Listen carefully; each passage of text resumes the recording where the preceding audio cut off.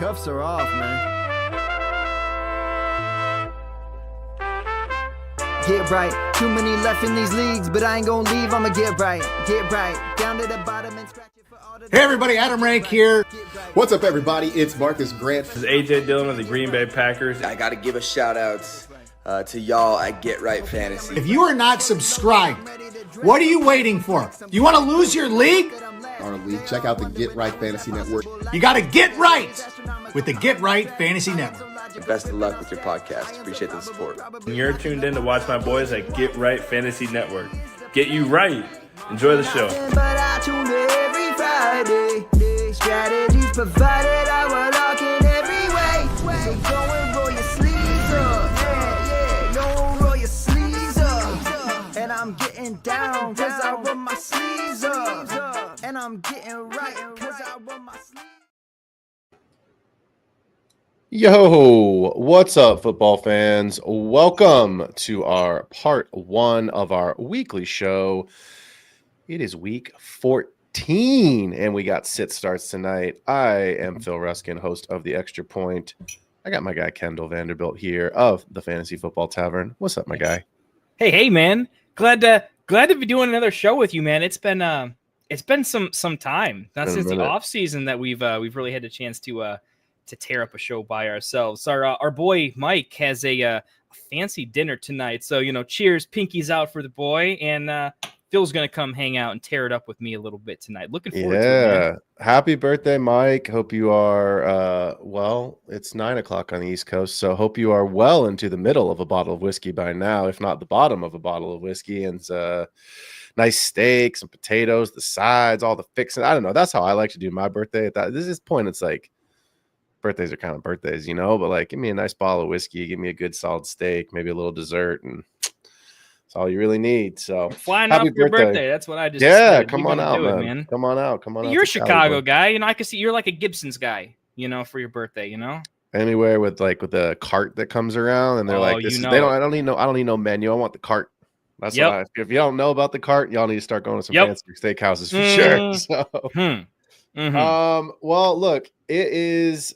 I can't believe I'm saying this. It is either the penultimate week or this is it before the fantasy football playoffs start, which is like mind-blowing. I just wrote an article up actually for one of my main Dynasty leagues last week where I literally was writing out playoff scenarios of like, this is who's in, this is what you need to have happen for your team to get in, this is who's eliminated. And I know it's 14 weeks, but like, doesn't it just feel like we were doing like best ball breakdowns and like all these different shows this summer for Dynasty rookie drafts? And here we are. Playoff football is upon us. It is wild. But we're going to get all of you ready for what is hopefully a nice big playoff push. And hopefully you are not middle of the pack or bottom of the pack. But let's get you ready and, as we would say, get you right for the week. Kendall, you want to talk about last night's game for a couple minutes, or what are your thoughts? So I watched I'm a massive Bears fan. Everybody in here knows that. So this is like a battle of the NFC North actual Titans, over here. Me and my Bears, we're just kicking it back, trying to learn a thing or two, how to play football the right way. But yeah, when the NFC North is having a battle, oh my goodness, I was so locked in. Like I had to like hold myself back because I didn't want to drink too much. I wanted to get the notebook out, and I wanted to like. I was basically saying, Ben Johnson, please just consider the head coaching position with us. All right. Yeah. He passed his audition, man. He was so good. Yeah. I think he's going to be on the short list. I think Bobby Slowick's going to be on the short list. And there'll be Belichick too. There's some other guys, of course, but like, I think with the players that are in Chicago offensively should grow and develop, right? Rome should get better. Caleb should get better, but I just want to see an offensive mind come in there. And look, I get it. It is what it is. But you got to learn how to call timeout, man. I don't care who's under center. You're the fucking head coach. Call timeout from the sideline and figure it out later. So I do want to ask you a question because so I had Love last night. I had Goff last night. I had Amon-Ra. I mean, like everybody had, right? All the guys that you have, you're going, right? 7-3 or whatever it was early on, you're kind of like, I don't know. And then all of a sudden, boom, second half just explodes. Are you concerned with Jaden Reed's goose egg? And more importantly than the goose egg, just the lack of involvement? So we had this discussion a couple weeks back. I'm going to victory lap just a little bit because this was several weeks ago, but I said, Philly, I don't know, man. We got this Dynasty show tonight. I'm just thinking it's time to sell Jaden Reed because he's had enough bang games where he was already a first rounder. Maybe you can get a little extra sauce on top of that first rounder, and I think you're going to want to sell because I just don't see this archetype of player with this many mouths just ending up as the guy. And even if he is the guy, he's not even going to be the guy. And then I didn't necessarily predict that they would become just this crazy run-heavy team, but I thought it was a possibility that when you have that many mouths, look, you just might not end up the guy, and you don't know how it's going to shake out, right? And so that's why I wanted to sell him. And yeah, I was kind of expecting it. Like his lack of involvement was a little bit weird, and that if you're going to throw some deep shots to Christian Watson, why not also do them to Jaden Reed? But personally, if you actually just look back a little bit, I don't think Jaden Reed had the same separation that Christian Watson did. The moves at the line, Watson was just open earlier. Routes that kind of just made more sense for Love. They were just a little easier to throw. Yeah. If you look back at some of the highlights, I actually urge you to, anyone watching, look back at some of Reed's longest catches this season. Tell me if he was open or not, or tell me if it was a 50-50, it should have been a pick the other way. I'm telling you, many of them were just a little bit of luck. So yeah, I'm not super surprised. I'm not like worried because I think he's the same player that he's always been, but the offense is very much becoming we're going to slow the game down. What do you know about the NFC North? How do we typically play in the NFC North? Hard nose, defense, we're running the ball a lot. We're going to have the slowest pace of play known to man, and we're going to try to be efficient where we can and play situational football. That's what they did. I mean, he threw a couple touchdowns on like 13 passes or something. It was like almost nothing. So I think the way their offensive identity is looking, I am worried for Jaden Reed, but I'm not overreacting because I was never that high on him to begin with, and I do want to sell a little bit. But if you have him, here's my comp. Jacoby Myers or Jaden Reed is a real question you got to ask yourself. Jacoby Myers is the consistent. He has a better role in his offense. He doesn't have the ceiling that Jaden Reed does, but he has a way better role. You know, he's more impactful in terms of like them ever winning a game. So I would seriously consider sitting Jaden Reed next week in like 10-team leagues where you have better options, or if it's not your bye week. So yeah, I am concerned in that he's not going to win you a playoff unless it gets big. That game plan is run the ball, run the ball, run the ball. His touchdown upside is gone. He might get 150 yards, but it's going to be 15 points in standard.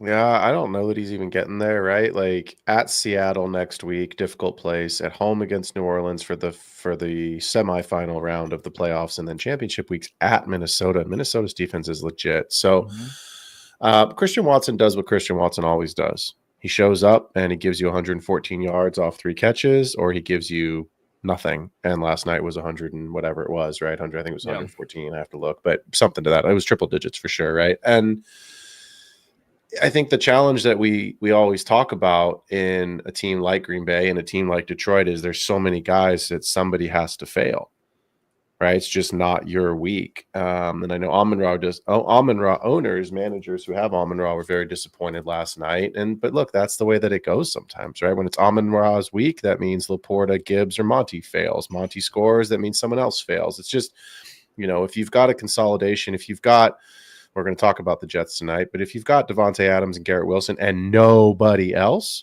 sure, then everything goes there, right? Like if you've got, Cortland Sutton, and I mean, Marvin Mims made an incredible catch. It was a great throw last week, but like, let's be honest, Marvin Mims hasn't done much. If you've got a Cortland Sutton and nobody else, then it's consolidation. But in these, it's not working out right when the coach every press conference has to obligatory say, we got to get Mims the ball more often. Right. Yeah. You've been trying to get him the ball for 2 years there, guy. Come on now. No what kidding. are we doing here? Yeah, no kidding. Oh, man. Right. Hey, the Lions look pretty good, though. I want to pivot over to them, man. That running Lions game, look great. I mean, Tim Patrick is real. I mean, like I picked Tim Patrick up in a league off the waiver wire yesterday. I wasn't brave enough to start him, I'll be honest. But I'll tell you right now, I kind of glad I have him. You know what I mean? Like he's one of those guys that just Ishmael, appreciate you being here, man. Awesome. Excited for you to enjoy the show tonight. Appreciate the super chat, brother. Now I've lost my train of thought. What was I talking? Oh, Tim Patrick. I was so excited that Ishmael's here, and then I was like, oh, Tim Patrick. I was like, who's I talking Appreciate about? You mentioned that Daniel Dopp drop, though. That was super cool. Big shout out to our boy Wilson. He's a long-time fan of the show. He's been around way longer than I was here, but he hooked us up with that, man. That was really cool. So Wilson, if you're around too, man, appreciate you for that, dude. Ishmael, awesome. Yeah. This is the thing I'll say, and then let's move on because we got a lot of games to talk about, right? And players. You obviously started all the Lions. You started the Packers. Like, you knew what you were doing last night. We got guys that need answers to questions for the games that are going to come up here. But I don't think it hurts anyone, the emergence of Tim Patrick. I just think it's one more mouth to feed. And if it goes last night, happens again, there's only so many touchdowns in a game, right? And if one of those touchdowns goes to Tim Patrick, this is the way I always look at it when I watch games. It's just one less scoring opportunity for Laporta, for Monty, for Gibbs. And that doesn't mean those guys aren't going to score. It just means as you get into the semifinals, as you get into the championship week, like Tim Patrick scoring hurts you if you're the, Gibbs owner, because Monty could get hit. You know what I mean? Like, I think it hurts Gibbs. I think it hurts Laporta. Like, Amon-Ra is still going to be Amon-Ra. Yes, last night wasn't his night, but like he'll be fine. But I think Tim Patrick's emergence as a red zone threat hurts one of the running backs and hurts Laporta more than it hurts Amon-Ra. That's my thoughts. So let's move on. We got a lot to talk about. Before we do, really quickly, it is Bye-Pocalypse round 2. Y'all thought it was over in week 12. Whoopsies. The NFL does it again. We have no Broncos, no Texans, no Ravens, no Patriots, no Colts, no Commanders. Everybody is resting their bodies, getting ready for some of these teams. Actually, most of them are getting ready for the playoffs. Not the Patriots, but everybody else is still in the mix, very much in the mix. So let's start with the New York Jets traveling to South Florida. 3-9 Jets take on the 5-7 Dolphins. This game opened at 45.5. It is now at 45 on our over-under, and they're giving Miami a touchdown. So let's start with what we have to with our cover boy here. Look, Breece Hall downgraded today. It is a doubtful. At this point, just rule him out. Take him out of your lineups, folks. He's not going to play. This isn't going to happen for you. Sauce Gardner, doubtful. I saw 2 or 3 other guys on the Jets that were out as well. So let's just go ahead and start with our man, Braylon Allen.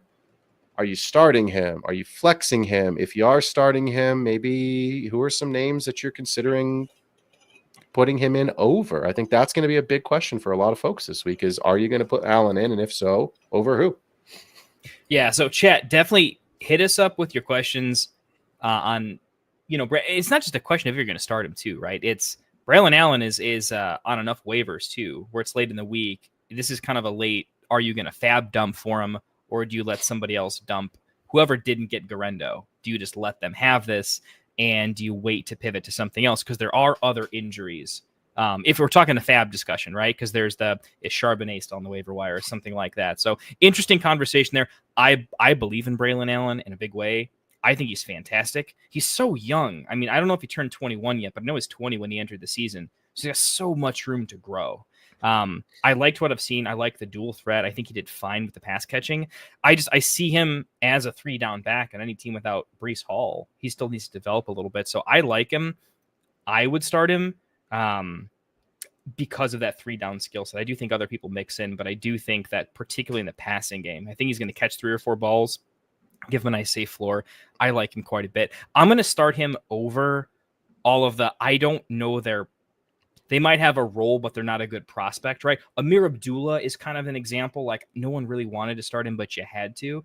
I don't think he's an amazing football player. If I heard that he was getting the start, and I think there's some more healthy players. I think Zamir White's out, but like that's an example of who's starting for that team. If you knew who was starting for the Raiders at running back, I would still take Braylon Allen over it because I think he's more talented. So I do like him. I am starting him. Let me ask you a couple names here because I think this is what people are going to be asking themselves. You ready? Hit me. Gus Edwards on the road at Kansas City against that defense, or Braylon Allen on the road? Braylon Allen. Gus can't catch a ball. Okay. Nick Chubb, touchdown dependent, very touchdown dependent. Nick Chubb against the Steelers. All right, so we're getting higher in the spot here. Jalen Warren, pass catcher, but kind of murky backfield with Najee there. 45% snap share. Give me Braylon, who's going to hit 70. Okay. Chuba, who had been good, and then all of a sudden last week, and Brooks didn't do much, but apparently neither did Chuba. So does that change this week? I don't know yet. I would go Chuba out of pedigree Chuba there. Okay. Chuba's like, dude, I've seen Chuba put up 20 points in good and bad matchups. I know Brooks is coming, but I've seen it. That one is actually pretty close, to be honest, but I've seen Chuba do it.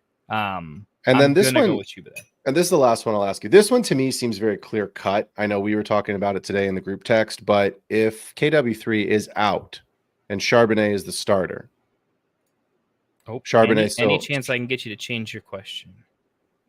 Ismail's coming at it with the fire. All right, we will pause. We got a super chat. So here we go. Ishmael says, Herbert or Caleb, looking for a lot of points to get me into the playoffs. 2 receivers, 2 running backs, 1 flex, full PPR. Tyreek, Drake London, MVS, Westbrook, A-Chain, Chase Brown, Braylon Allen. They got Braylon. So the real question is Herbert, Caleb here, right? That's the question, yeah. We're looking for ceiling. We need a lot of points. So this is an interesting one, right? Because Herbert has the Chiefs matchup, which has historically been a high over-under, but their defense has been killing people. So that's on the road. It looks better than I think it really is for Herbert's over-under. Caleb has an interesting matchup this week that has some injuries on defense. Bosa's not playing. Yeah, but you're also saying now that DeAndre Swift is questionable, and so is DJ Moore. Rome saw 6 targets last week on Thanksgiving, caught 2 of them, I think, for what, like 26 yards or something. Yeah. I mean, they were pretty bad targets, to be fair. They're bad targets. They were real bad targets. What you do have this week is interesting. And you have you have a coordinator who's now an interim head coach. And sometimes we've seen this. You've seen that kind of revitalize teams, right? You have seen, I mean, Dennis Allen did it with the Saints when he took over, right? And you've had some guys, Antonio Pierce, when he took over as the interim, kind of giving that quote on mini promotion. I'm still going to start Herbert because of the consistency.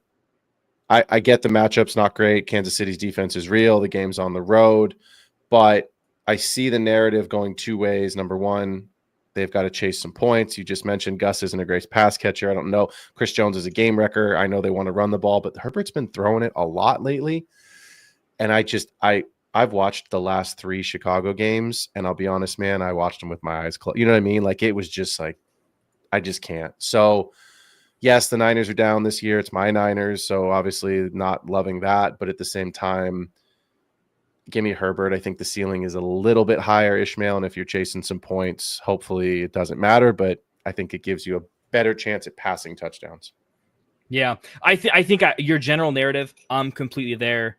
If I had to condense my take into this is Herbert, who is an all-star, one of the best beautiful deep balls, and he is a competitor. He's similar to Josh Allen. He's got that fine, I'll do it myself gear in him, and he's playing Patrick Mahomes, and there's not a professional in any industry out there that doesn't like recognize like the other guy across the room and say, yeah, today we're going to bring it. He's going to have to. They're winning. He's got something to play for. Like Herbert, this is a big game for him, right? Yeah. And look at the coach. This is a coach in a big game. College coaches in big games do one thing. Get the best player of the ball every single down as much as possible. Do what you got to do, right? I think this is a game where Herbert could run the ball 10 times, rush for a touchdown, maybe 50, 60 on top of it, because Gus Edwards by himself in a you got to win this game to like show that it's, you guys are for real. You're not just like, you got a good defense kind of a thing. I don't like that Ladd's banged up. If Ladd were healthy, this would be so much easier to just go Herbert. But I still think you have to go Herbert. It's like I'm saying rushing upside for Herbert when Caleb is the other person, but I still like Herbert in this big matchup. He's saying he needs a lot of points. Caleb has a big ceiling. We've seen it, but it's very rare.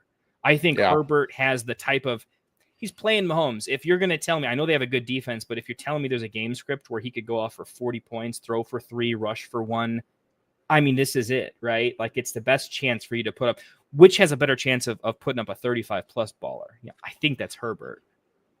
So, well, the game script is going to be that there'll be some wacky penalty on 4th down when the Chiefs are, up 2 points and they're trying to get a field goal somehow to win the game, the Chargers, and then they'll get some sort of a 60-yard, your left shoe was untied, 60-yard penalty, and now the Chiefs win. So, yeah. Sorry to all the Chiefs fan out there, but y'all know it's true. So, all right. So Herbert, Ismail, we're going Herbert. We're on Herbert. Yep. So we were talking about the Jets and the Dolphins. Look, you're starting Garrett Wilson. You're starting Devontae Adams. We're going to start Braylon Allen this week. You're starting Achane. You're starting Tyreek Hill. You're starting Jonnu. Are we starting Jalen Waddle? 2 weeks ago, I think it was 117 and a touchdown. Last week, it was like participation trophy, right? So where are you with Waddle this week? And look, Tyreek Hill catches that ball on Thanksgiving night without that touchdown, and he gets a 30-yard in the fourth quarter to kind of pad the stats, and he finishes 83 yards and a touchdown. Otherwise, it was a 50-yard game, and that touchdown kind of, if it goes to Waddle, we're maybe having a different conversation. But where are you with Waddle this week? So I had like two competing takes. I am going to leave it with, I'm looking at him as like a middling flex. I'm going to try to find some more upside to put into it, because here's the thing. I think the Jets are kind of such a tire fire that this game has the makings of something that could just be kind of ugly. Like both teams could be. I've seen Tua play bad, right? I've seen Rodgers play bad. No, never. When you have a game with two defenses that are, I get sauces out, but they're competent groups with quarterbacks that have kind of imploded. Like there's a real narrative for like a 35 over under. There's a narrative where like Rodgers gets it right and Tua has to actually do his thing. I just think the chances are so much more like this game's more ugly than it is good, I guess. Yeah. So I'm fading him. I've traded for him kind of recently at an okay deal, but I don't think you can play him quite yet. It's more of a who are you playing him over? I do think that Waddle has a tiny bit of hidden upside that I think the coaching staff wants to get him involved a little bit, because Tyreek's banged up and who knows how long is he with the team. Like you kind of need to get Waddle involved at some point because he's the only guy you might have on contract soon at some point. You got to figure it out. I have Waddle at 36 this week. Yeah, I got him at 38 this week. So like right there on the cusp of that wide receiver 3. And I think, to be fair, most leagues are going with 3 wide receivers. And if not, you have a flex. So he's clearly in flex worthy. I think the question isn't necessarily is he flex worthy. I think the question for me is like, are you going to get a ceiling Waddle game with no sauce? Or are you going to get a floor Waddle game with no sauce? Because the floor game could be 3 points, could be 1 point. We've seen that. The ceiling game could be 17 to 20 points, right? And so I think the question for me is, like you were just kind of alluding to, is how does this game go? Because you're right. We've seen the Jets throw some touchdowns and Rodgers kind of start hot, and whether they win the game or not is irrelevant. But I do think it's interesting the fact that we're talking about somebody whose floor, like a Jalen Waddle, whose floor should be 10 points. Right, 8 to 10 points. Yeah, and we're talking about right, and we're talking about this dude could get you 2. So I would still flex him, and I'm on the side that this game is actually going to be, because people are banged up. I think there's points in this game. You think the defenses don't care? Because that's I think the weird they thing care. I don't think it's the middle. I think it's either really ugly or the opposite, where it's like it's a touchdown every play because no one cares, and that those games can become fireworks shows. I'm kind of with you on it. I think it's one or the other. I think this game hits the over, not by much. So I'm not sitting here calling for 23-20 at 43 points, but I think 28-24 is a reasonable, 27-24 is a reasonable outcome in this game. So I hope you're right, because seeing these are offenses that to start the year were like on paper they look nice. This matchup on paper to start the season looked awesome. Yeah, look great. We thought this could be a division where 3 teams got to the playoffs. In this game, we had talked about it, you and I off camera, but we had gone through the entire schedule, and I think we had circled this one as like the winner of this game probably gets the wild card spot. The loser could potentially be out. Both these teams are probably out. The Jets are out, but the Dolphins, so like both these teams are probably sitting home in 3 weeks, getting ready for the draft. So anybody else in this game? John, who I think I mentioned was a start. I have Conklin as a sit, Mostert as a sit, Rodgers as a sit. Pretty much everybody in this game that's not the chalk is what I'm going to roll with. So yeah, won't start the defenses here, I think. No, neither one. So all right, the Atlanta Falcons at 6-6 will travel to Minnesota to take on the 10-2 Minnesota Vikings. Over under 45.5, currently at 45.5. Minnesota getting 5.5 at home. You're starting Bijan. You're starting Drake London. Darnell Mooney, I just saw pop up on the injury report. So just something to monitor. I don't think he's going to miss, but just something to keep an eye on here as we get into Saturday practice. I feel like we talk every time I do a game, whether it's me and you or me and Rosta, every time we do an Atlanta game, it's the same question. It's just rinse and repeat. Are we starting Kyle Pitts simply because the tight end landscape is poo-poo? Is that where we are in the world right now? I mean, we're not in love with Kyle Pitts. I mean, I think yes and no. I guess this is the way I play fantasy football. At least I'm at tight end in particular. I tend to say that I don't care how elite you are. It's what your particular role is. I think you got to look like, this is why me and you were really on Laporta. His role in the offense, we said overvalued when it came to like the draft spot. Yeah. Where I look at Pitts in terms of what's your role in the offense? How do you play? How do you win? How do you lose? Like trying to get in the head of the coaching staff and what they do. And, he's relevant, but this really seems like a Kirk Cousins issue to me. I don't think Pitts is terrible, but I do think Kirk Cousins, he's looked really good, but he's also looked really bad. Yep. I'm on the opinion that he's just not that good. And I think it's a stat where it's like, if you look at tight ends that do pretty well, usually they're attached to either a good quarterback or a pass heavy scheme where it just happens, right? Like Evan Ingram, he's great. The Jags are god awful, but whoever's at quarterback, sometimes they have to throw the ball 40 to 50 times. And Ingram's awesome with that, right? Like, that's kind of how that kind of plays out. So I think there's other guys that are more interesting. Maybe not the best matchup. Like Juwan Johnson is interesting versus Kyle Pitts, where like Kyle Pitts could get like almost no targets. Juwan Johnson, there's no way he doesn't get 3 to 6 targets minimum if he plays. He's been banged up all week too. I mean, that practice reports on him is it's put it this way. I like Disley. I like Disley over him. Gesicki's kind of interesting. More touchdown upside in Gesicki. Grant Calcaterra is probably like I'm taking Pitts over Grant, I think. Probably. Yeah, but Calcaterra is interesting. Like Devonta Smith says he's going to play. So that to me downgrades Calcaterra. I think Calcaterra and DFS, great. Go and throw him in there and hope that he gets a touchdown and you're awesome. Mm-hmm. I think you have to start Pitts just out of the fact that you drafted him on your team. You probably don't have 2 tight ends. Maybe you do if you've went and gotten through a bye week, but who is it? Is it Calcaterra? Is it a banged up, Noah Fant? Because I just saw him on the waiver wire. So I just think, you're not going and grabbing, Jonnu Smith at this point. Like he's long gone. You've missed out on Cade Otton. So those were the waiver wire guys if they were even on waivers. So I think you play Pitts and just deal with it. I don't think there's anyone else on Atlanta that I want to talk about that's even worth it, right? It's just the one thing I will say is Kirk Cousins. I have him as a sit this week. He's a super sit for me. I have never really bought in. That game was crazy for him, but he hasn't looked good since.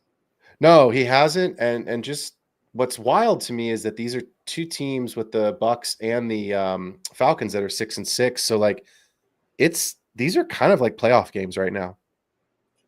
Because this is going to come down these next 3 weeks to, I don't think they play. No, they don't play head to head. They already played each other twice. So they're done. So it's going to come down to, can you win out and you have a better finish than the Bucks can. So on the opposite side of the ball, Sam Darnold is in there. Aaron Jones is in there. JJ's in there. TJ Hawkinson is in there. What are we thinking about Jordan Addison? How are we feeling about Mr. Addison this week? I want to find another option. Like he's flexible. That kind of came out wrong there, but I've seen him touch his toes. He can get a little hip swivel in there. Drive a little bit quick. You know what I mean? Addison's frustrating to me. He's frustrating in that you tell me, how does the team use him? Because I don't think they've used him this year in a way they intended to, right? Like he seems to score on broken plays, but I haven't seen him be like, hey, we drew that up for him and it worked. Does that make sense? Like he's just this guy where like Zay Flowers is doing what I thought he would do from college into the pros. Like he's playing his role. Addison is like, I get JJ's there and there's a lot of other weapons, but it feels like he's kind of a broken play guy where it's just not happening. So I want it to happen. I'm going to start him over all the like maybe running backs where we don't really know how the snap share is going to go. Right. Agreed. That's where I'm starting Addison because I know his snap share is going to be up there. Where the opportunities fall, it's football, things happen. But like the Sincere McCormick, I don't know how the Raiders are going to be, but I'm going to take Addison over a random running back, right? The Nick Chubbs, right? Where if you look on Sleeper, when you look at the projections, I think Nick Chubb is like projected in the Sleeper algorithm more than Addison. But I'm just not going to do that in that matchup. It doesn't make a lot of sense to me. So Addison's like the lesser evil, a lesser of several evils. That's what I would describe him as. I'm going to play him when I think it's just the right move. But maybe Chad has some like ifs or thens, but I don't want to start him if I don't have to. Yeah, the same way that we talk about keep, trade, cut is a great tool, but don't treat it as the gospel, as the Bible of like, this is what you should do. Every time Sleeper puts a projection in there, take it with a grain of salt. Like, I think one of the things people do, right, and I've been guilty of this at times myself, right? I'll admit my own faults. You just go put the highest projected guys into your lineup, right? Oh, well, this guy's going to get a point more, so I need this 11. And people want to see their side of the graphic turn green. Yeah. That's what you want to see. Oh, I'm projected to win this week. Oh, we're halfway through the 10 a.m. Sorry, I'm a West Coast guy. So we're halfway through the morning games. Let's say 10 a.m. games. And everyone's like, what? There's no football on at 10. Like, there is for me. Right? So we're halfway through the morning slate, right? The early a.m. slate. And I'm still projected to win. And then all of a sudden, somebody goes off in the afternoon and whoop, down it goes, right? But like, watch football. We say this every week. Watch the games. Watch the routes they run. Watch the separation they create. Like, watch the game from a skill perspective. I have Jordan Addison at 32 this week. So he's a low-end wide receiver 3 for me. I think the matchup against Atlanta is okay, right? You can move the ball against them. There's nobody that really terrifies me. JJ's the guy that I think you said it perfectly. The problem is I think Hawkinson's a better player, and Aaron Jones seems to be a more focal point in the red zone right now of what they want to do. He's a poor man's Josh Jacobs with how they want to run the ball. So I would like to go somewhere else. I think there's a lot of people that aren't going to be able to just because of the way that their roster construction is, because we've got Bipocalypse round 2. So again, ceiling is a touchdown and 60, 70 yards. The floor is 30 yards, 40 yards, and 4 catches. That's what you're looking at. So anybody else in this game on either side? No, I think that one's pretty straightforward, to be honest. There's less like flex nuances. This week, I feel like is a lot of I'm in or I'm not. So I'm going to overanalyze everything because I at least want to know, win or lose, whether I make the playoffs or not. I want to know that I didn't, that extra 2 minutes to like look through a couple extra like defenses or whatever, right? Do the extra homework. Yeah. I don't want to go out saying maybe I could have done better if I would have spent more time on it, right? This is not a game where you can spend all that time and you're not going to come up with any options. So, no, we can find better games. Well, if you want to not spend any time finding better options, I have the game for you, sir. Yay! Can I interest you in the 4-8 New Orleans Saints at the 2-10 New York Football? I'm not even going to call them the Giants. They're the minions, right? Like the mini giant. The little Giants might beat them at this point. So, hey, there you go. Sorry, Mike, I just dunked on your team on your birthday. But is this the most straightforward game we have ever had to talk about? Is this going to take 3 minutes? Yeah, I mean, outside of injuries, right? Like, I mean, I guess that has to be a factor. And I think there's only one player that's really in consideration that has no injuries. MVS says, I think, worth the only player worth like any consideration. Juwan Johnson, I'll say it out here. I'll make it real quick. I really like him, converted wide receiver. If he's healthy and he plays, I like him. He is banged up, so like it just kills my take. And that's the key, right? Like you're starting Kamara, you're not starting either of these quarterbacks. I think you're starting Tyrone Tracy.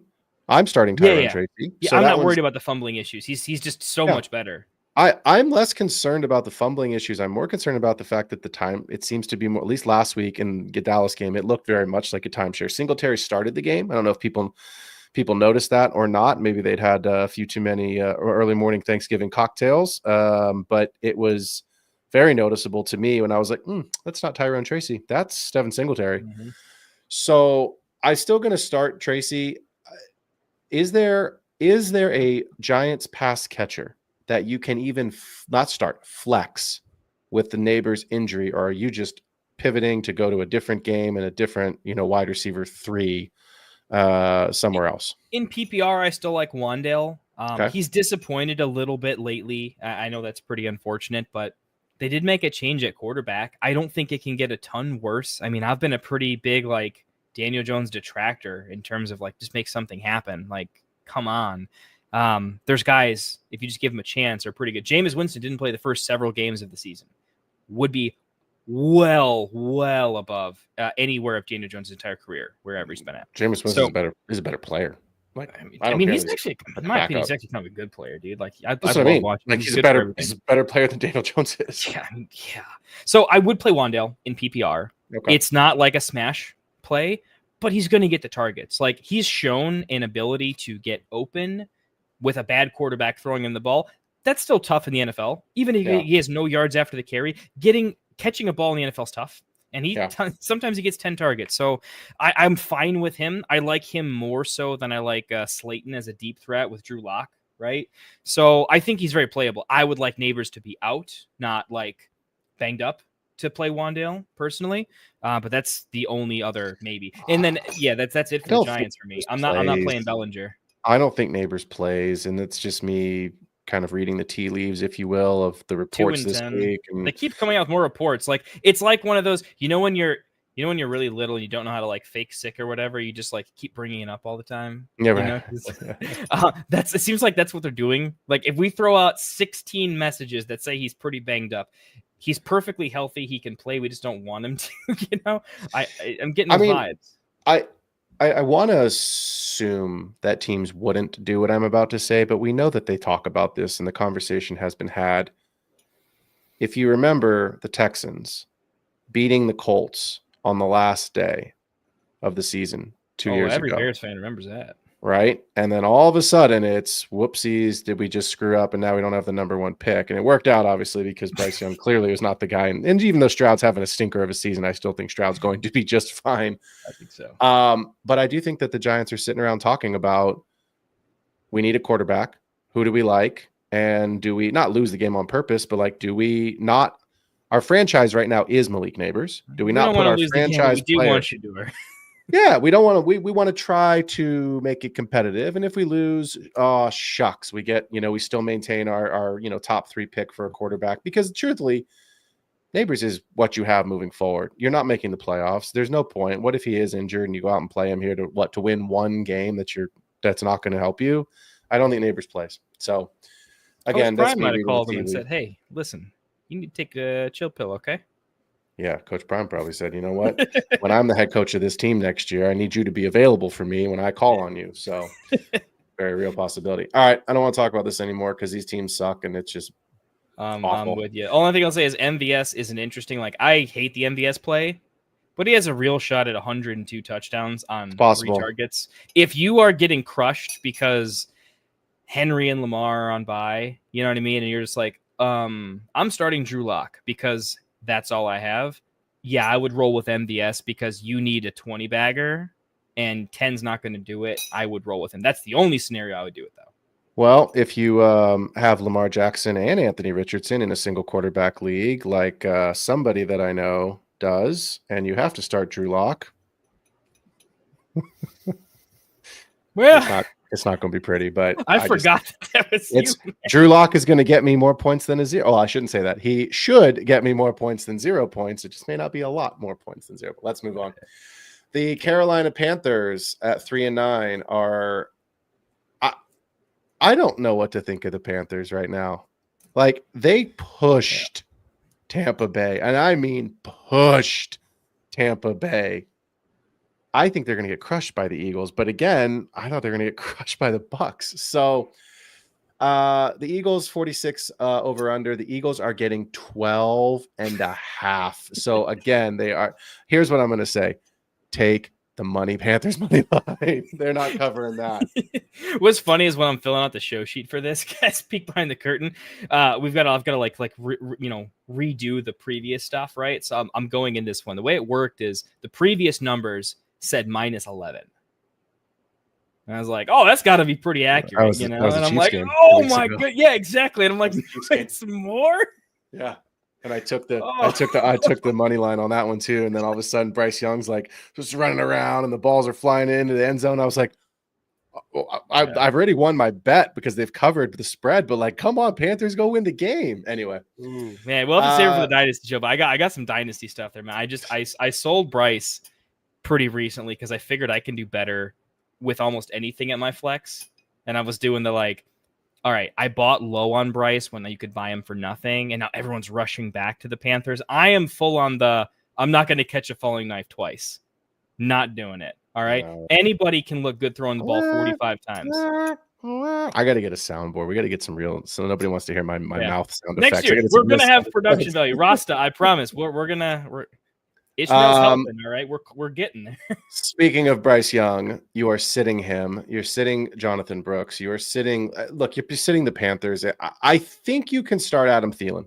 fact, I think you should start Adam Thielen. I think that's the only Panthers player other than Chuba that I am actually comfortable with, and I'm trying to find old man. They're Adam not must starts. I know. I think I have them in Thielen. the sheet as must starts because it feels like the closest thing on the team. But I guess I don't have Thielen as a start. I have him at 44, so there you go. It tells you. But I'm also, everyone knows this, I have a huge Panthers and Jaguars bias, as most people do and should. But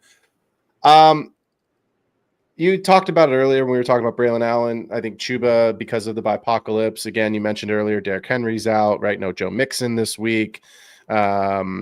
My brain's going blank. Somebody else who is pretty no, Brian Robinson and Eckler's been out, right? So no Commanders running backs this week, although they've had some good fantasy value lately. So let's talk about Devonta Smith for a minute, because he says he's going to play. He's obviously a must start if he's healthy, but is he doing the Keenan Allen thing because he won't be needed? Yeah, I'm not playing him. And that's my question: is in this game against the Panthers, where we expect Saquon and AJ Brown probably to roll.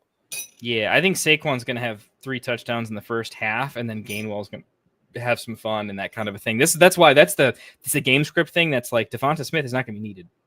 Why? Why would they go crazy with him? You give me a game script where he has a big game. I can't find any. I can find okay games for him, but I can't find big games outside of a big broken play. That doesn't make sense. Yeah, I mean, I'm in the same camp there. I think he plays. I think it's like decoy Debo, decoy Devonta. Sure. Or it's like a scrimmage for them, like they know they're winning this game. They're gonna, yeah, and that's, I think when you have Saquon, and this is actually kind of why I like Calcaterra this week, because even though Devonta Smith says he's going to play and he's going to be out there, like, what's his snap percentage? And you're right, like if it's 21-3 at the end of the first half, 21-7, like what's the point? They can get through the second half just fine without him. Even if he plays, he may play 50-60%. There's a good chance Hurts doesn't play the fourth quarter. You know what I mean? Maybe it's possible. It's possible, but the reality is I think this one again is pretty straightforward. If you want to start Thielen, I mean, because of the bipocalypse, you might have to. If you want starting Chuba, I think you should, but you're starting Hurts, you're starting Saquon, AJB, and then pick your poison. If you have, Devonta Smith or one of these ambiguous running backs, I might take the running back just for touchdown upside, because again, this isn't a great matchup, and we know that the Eagles can win without Smith. And if Smith was healthy, we wouldn't be having this conversation. Yeah. But not being healthy in a bad matchup at home, that makes a huge difference when you're playing at home, because the Philly crowd is wild. So Devonta Smith is somebody that, of course, has upside, but I think you need to take a look at your roster and, he's a must start where he's a must start, but he's not a must start for everybody. Yeah. Like I would play Thielen over him. Okay. Talking about the same game. And I'm not saying I love the Panthers or Thielen. The take here is pretty simple. One, Thielen made a very nice catch. He still got it. He doesn't have the athleticism to do it on every play all over the field, but he's always had a nose for the red zone, and honestly diving catches in the red zone. But like at a minimum, similar to the running back case you just made, Thielen has incredible red zone upside. He is the target in the red zone, and they're going to be trailing. Honestly, they should just spot the Eagles some points so that they can truly feel how the game's going to be from the get-go. Just really get them into it. And situational football in practice, the coach is out there like, okay, guys, it's 14-0, and we're on the 36-yard. They better be a no huddle in the warm-ups, man. Yeah. So I think Thielen has a good chance at volume considerably, and I think Bryce is. If I'm a halfway decent coach, I know that we just need to get Bryce in rhythm to some extent, and I think Thielen's a get in rhythm guy because he can catch anything. He's a savvy route runner. I see him as being the guy that they're going to use him to help Bryce get through the rest of the season. I think he's going to be the guy to do it. Yeah, Canales is, if he's smart, and he's worrying about next season. What does next season look like? And Bryce is going to be there. So, yeah, get him some easy throws, get Thielen established. Let me ask you this question before we move on, because we talked about him earlier. Jordan Addison or Devonta Smith? I got to look at my rankings. I have them very close, which is why this is the first time you've had me consult my rankings today. I have them 2 spots apart, which is why I asked the question. I have Addison at 32 and Smith at 34. And Smith would not be that low if he was healthy. It's obviously an injury. I just looked at him. I have Addison 31, Devonta Smith 32. There you go. All right. They're literally back to back. But that's what people It says Addison. It says Addison, but honestly, I haven't updated my rankings since full practice and full healthy. So I got to be honest, I'm probably playing Devonta Smith over Jordan Addison because Jordan Addison's, if they both have a good game, Devonta Smith is going to smoke him.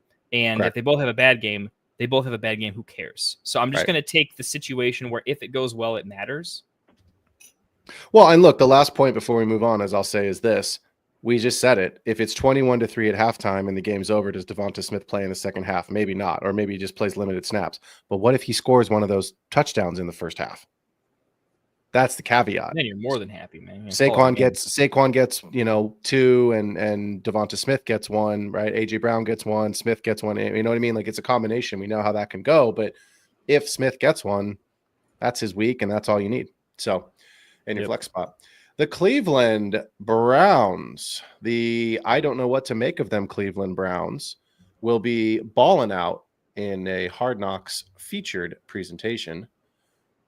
3-9, traveling to Pittsburgh, 9-3. They won 2 weeks ago at home in the snow. It was a wild game. First half was great, normal football game. Second half, I literally, as most of you did, when the field goal was kicked, went, I don't know if it's good. Can't see the fucking ball. It was so crazy snow. So a rematch here. I think the Steelers opened at 43.5. They are 44 over under. They're getting 6.5 points. I think the Steelers win this game. Bad blood rematch. But now you're playing for seed. Big time seeding in the playoffs here. So this is a really important game and a revenge game at home.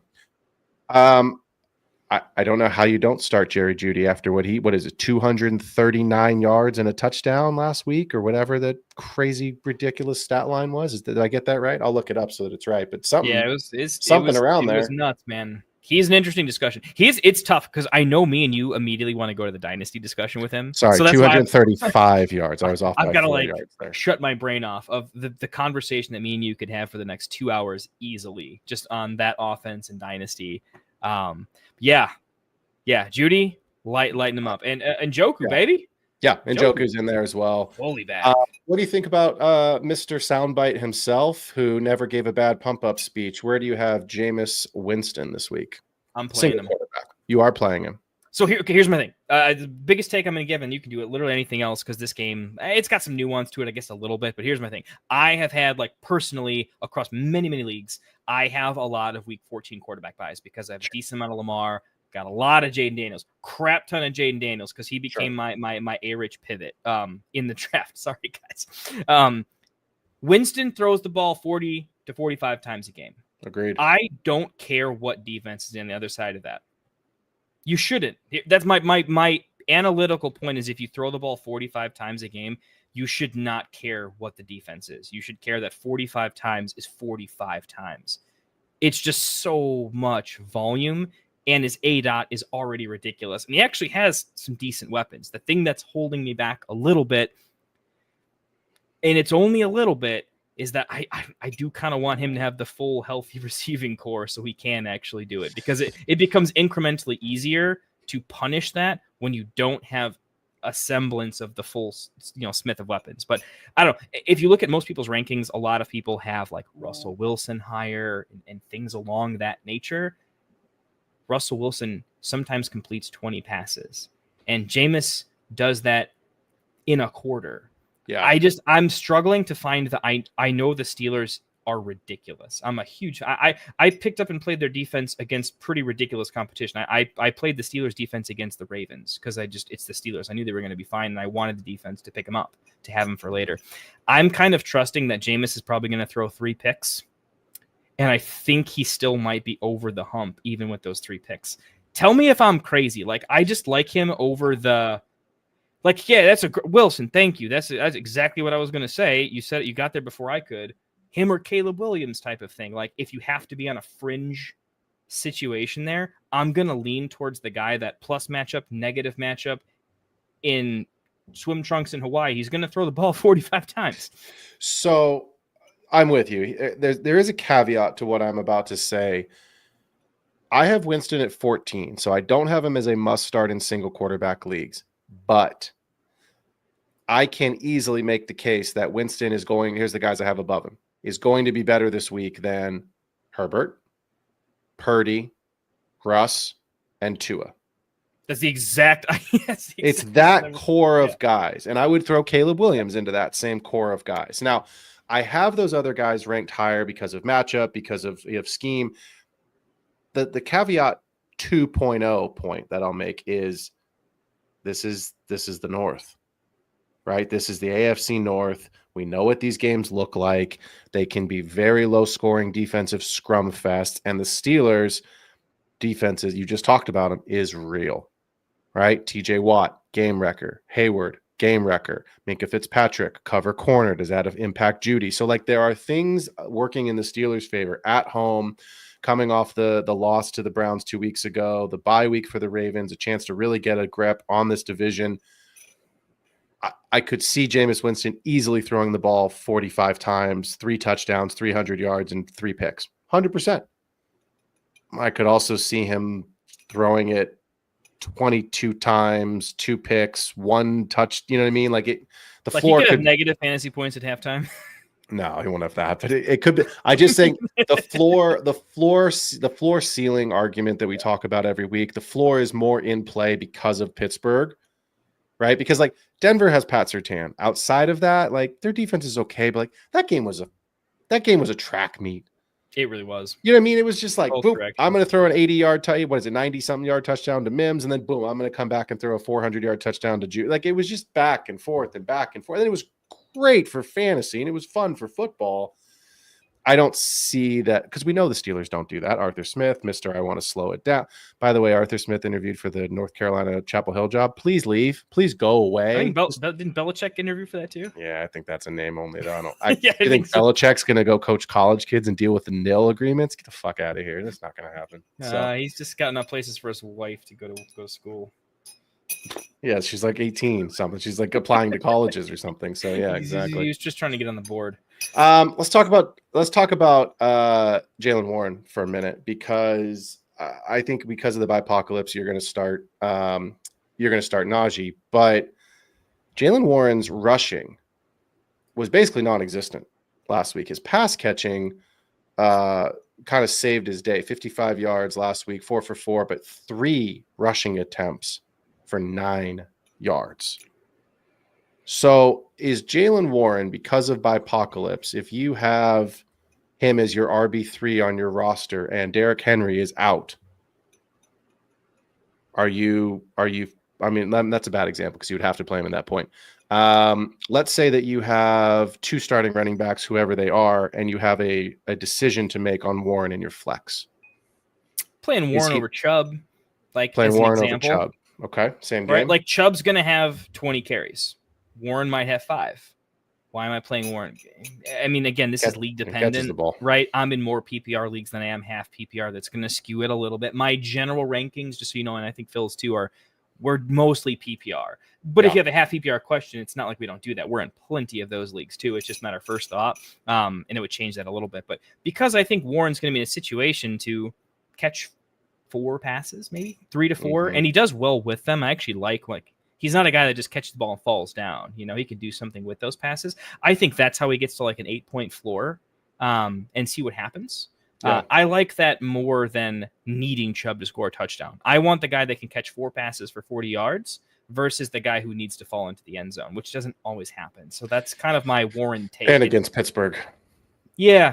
No, I'm with you. And you know, I guess the upside is like, hey, what if Jameis is just unbeatable, right? Like he's gonna score a touchdown for each team on every other play. That's a game I wouldn't mind having Warren in because there's some chaos and points, and we'll see what happens. Yeah, I don't think Warren has a high ceiling in this game, but I think he's got like Jerome Ford and Chubb are actually kind of both people. Jerome Ford's kind of like he's always available on waivers, and he's the guy you don't want to have to pick up because you're just hoping your guy's healthy. That happens in so many of my leagues where Ford's right at the top of the waiver wire with his like 7 projected points or whatever. Yeah. Like I'm taking Warren over that type of situation, right? Chubb's probably over projected at like 10 or 12 on Sleeper. It's close, but I'm still taking Warren there. I have him 2 spots higher, so I'm with you on that. I think one of the things that we have to consider as fantasy managers is what is my realistic floor? If I play this play, you just said it, like, oh, Jerome Ford's at the top of the waivers, 7 points. Can you find 7 points on your bench? Maybe, maybe not. Depends on what kind of a bench you have. But again, what is the floor? Because the projection is generally more towards the ceiling, right? Projection isn't usually a median. The projection is like, this is what they should finish with. That's why it's the projection, right? That's why you look at your it's more scores like and- archetypal for this player in this position in this offense, you know? And so I think when you get, and I don't play fantasy this way, and I know you don't play fantasy this way, but this time of year, you don't play fantasy with what I'm about to say, but you need to consider it, which is I have to make these sit-start decisions, which could be the difference between a win and a loss. And I desperately need a win because I'm either trying to get in the playoffs or I'm in the playoffs and I'm starting to get it, worried about my seeding. But what's the floor for some of these guys? Because if I make the wrong decision here, like I didn't play Tyreek last week. I didn't like the matchup. I don't remember who I played, Kendall. It was in the Hall of Fame league. Now, it wouldn't have mattered if I had. I ended up losing to the high score of the week. So fine, fair enough, right? I'm in first, maybe second place now because I lost that game in that league. But I played here, I'll tell you. I played Kenneth Walker and Breece Hall over Tyreek. Not my greatest decision in retrospect and hindsight, but again, against the Jets, against Seattle, like they're playing each other, touchdown upside. Tyreek's been poor. The Dolphins have been poor. And like I said earlier, 30 yards in garbage time, that pads the stats. And then the tipped ball that falls in his lap. Without that, Tyreek has a 50-yard day, he goes 7 for 8 for 50 yards. It's garbage. You don't want that. So that was my process. But again, it's the first time in my life I've ever sat Tyreek. Now, I lost by 20-something points, so it wouldn't have mattered. I lost by 60 points. Whoopsies. I guess, he had Jameis Winston. I forgot about that. So my point being is you need to make the right decision. We're always looking for ceiling. We're always looking for highest outcome, but there's only one Jamar Chase, right? There's only one Josh Jacobs that's going to score 3 touchdowns. Now you've got to go and figure out what the floor is for some of these guys. So anybody else in this game that you want to talk? I mean, Cedric Tillman or Calvin Austin, are we going there with those guys? Are these players that we're going to put in our flex, or are we trying to find better elsewhere? No, I'm going to find better elsewhere. There's just some other better spots that I like for some more upside. I mean, Calvin Austin is one of those, is a decent spot, but Calvin Austin versus an MVS who's going to have more snap share, not banged up. They're both ugly, but it's a bipocalypse, but we got to figure it out, right? If we're playing the game the right way, we're thinking at least a little bit ahead of time. We don't have to get that ugly. There's going to be better options. I mean, if we're talking about flex options, there's tight ends that would rather play, that tend to fall into the end zone. So not going that far.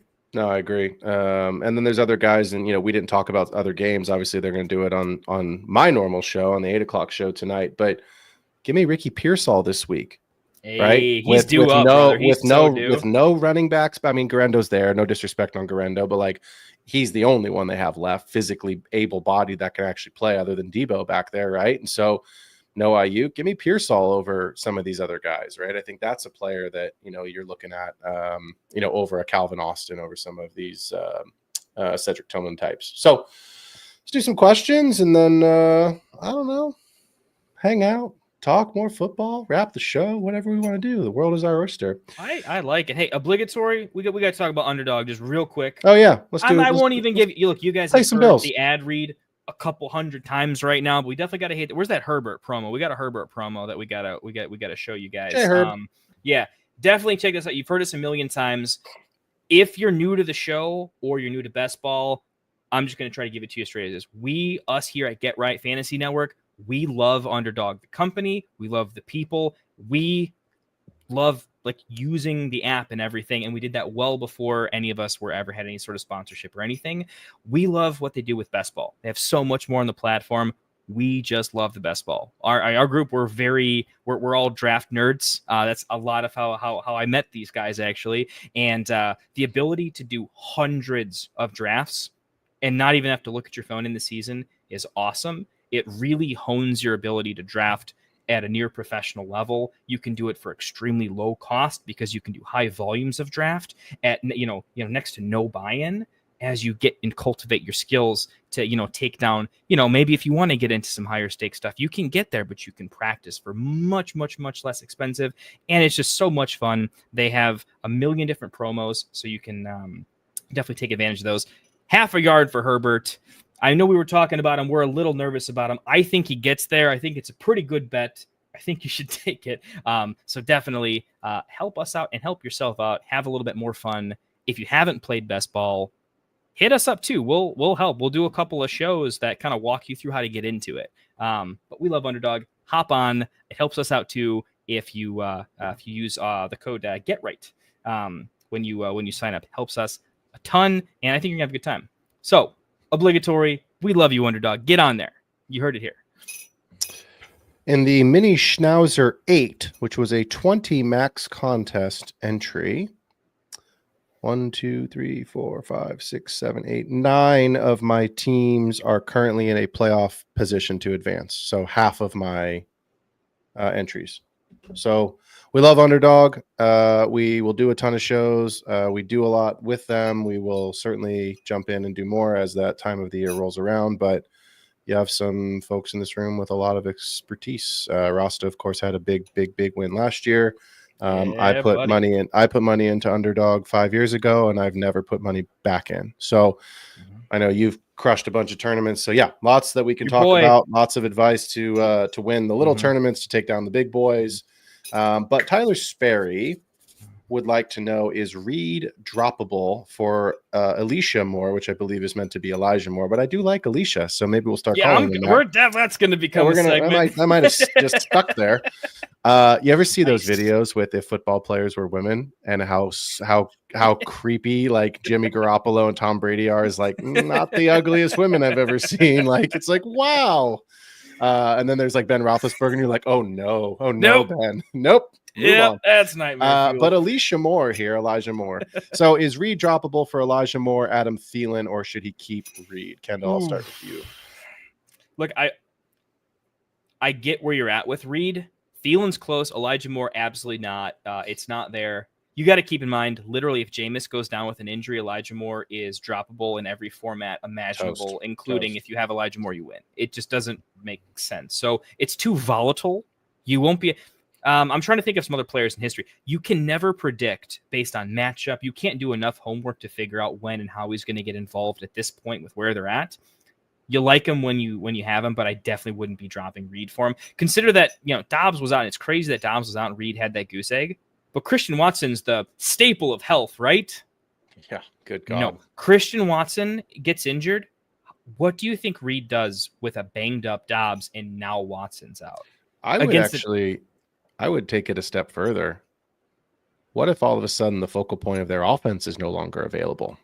Josh Jacobs. If Josh Jacobs walks across the street and stubs that little toe, and all of a sudden he can't play next week. The guys behind him are also banged up, so everybody's they can't exactly walk into a Jordan Mason Everybody's out.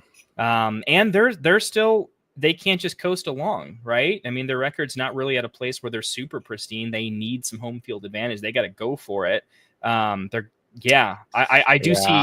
they're going on the road now after that loss last night. Yeah, well, you have a point there. That's almost guaranteed now. But the narrative I'm trying to spin, right, is as things stand, football things never stand the way they are. So we always talk, me and Phil often talk about in Dynasty, we talk about a 2 to 3 year window. We talk about ranges of outcomes. With this, the range of outcome and situational outcomes for Reed, nothing makes him any worse, right? Realistically, not much other than him getting injured. But there's a million other things that could happen that could vault him up a little bit more. So that's why he's just such a tough drop candidate for me.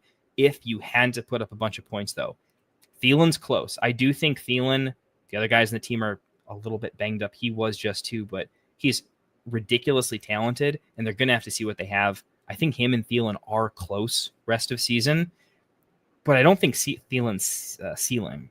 Thielen's ceiling. Don't try to say that without pretending, without practicing. That's a tough one, man. You're going to hit Thielen. A Thielen? A Thielen? Yeah.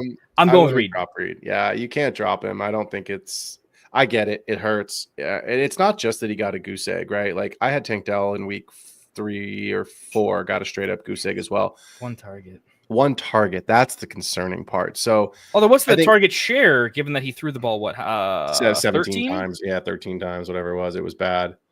You can't drop him. He threw it 12 for 20 for 206 and 1. So, I mean, he was almost a 10% target share. better days are ahead. It's just not. It sucks, but that's fantasy. Like, that's just how it goes.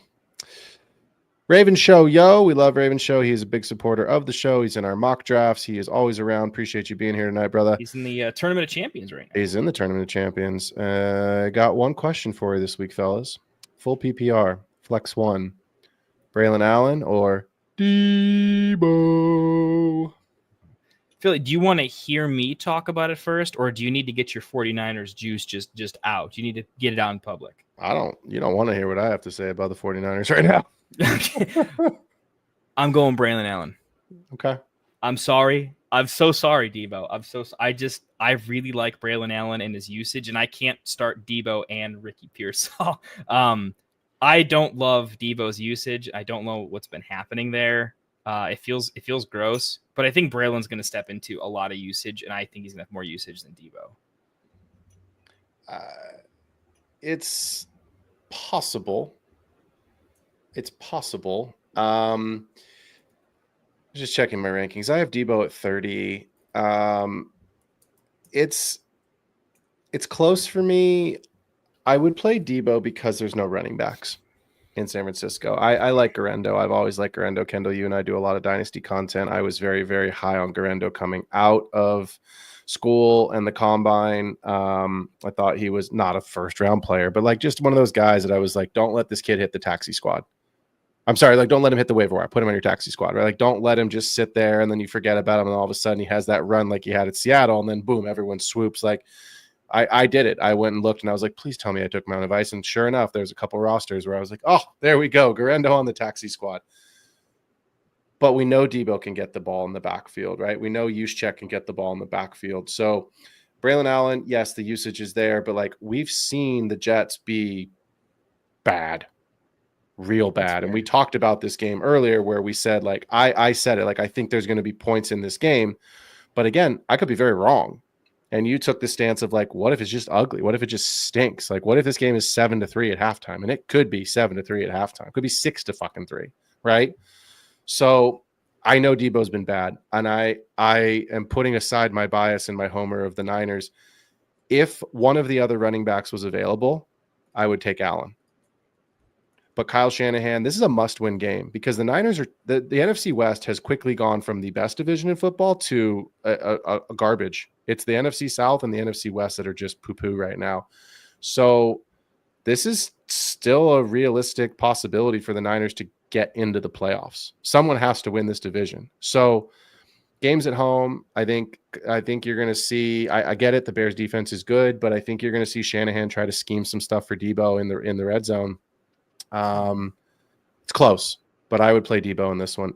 It's full his PPR. ability to maybe rush for a touchdown in the red zone it's worth considering when I really look at the implied, like what's his projection in the offensive total. Yeah. I just never really had Debo as a big part of their like offensive touchdown projection because Kittle all of a sudden took up such a big chunk of the pie. Everything. And that kind of took out a lot of the pieces. And then Juwan Jennings kind of doing his thing there. So yeah, I mean, look, there's ways that it can go wrong, right? But there's ways that it can go wrong for every player every week. You know what I mean? Like no one is matchup. I mean, maybe not Derrick Henry, but hard to answer that too, right? It's because we're answering a question based on we don't really know. Is Brees like? It's doubtful he's probably out, but what exactly happens? What do they say? Yeah, it's close. Right? I guess I'm lightly leaning Braylon, but mostly because I'm also higher on Braylon Allen in the prospect. Like when I scouted him to draft him, I think probably the highest on him that I know. He was kind of a flag plant for me, so it makes more sense for me to be in on him than most other people. But I'm also saying I'm playing him not because of any like statistical analysis. I'm saying I think the talent's there, but we haven't really seen it yet. I need him to catch 4 passes for this to be a good take. So take that for a grain of salt. Yeah, I mean this is by Apocalypse 2.0. People are literally making these kinds of decisions. So it's a good question. We appreciate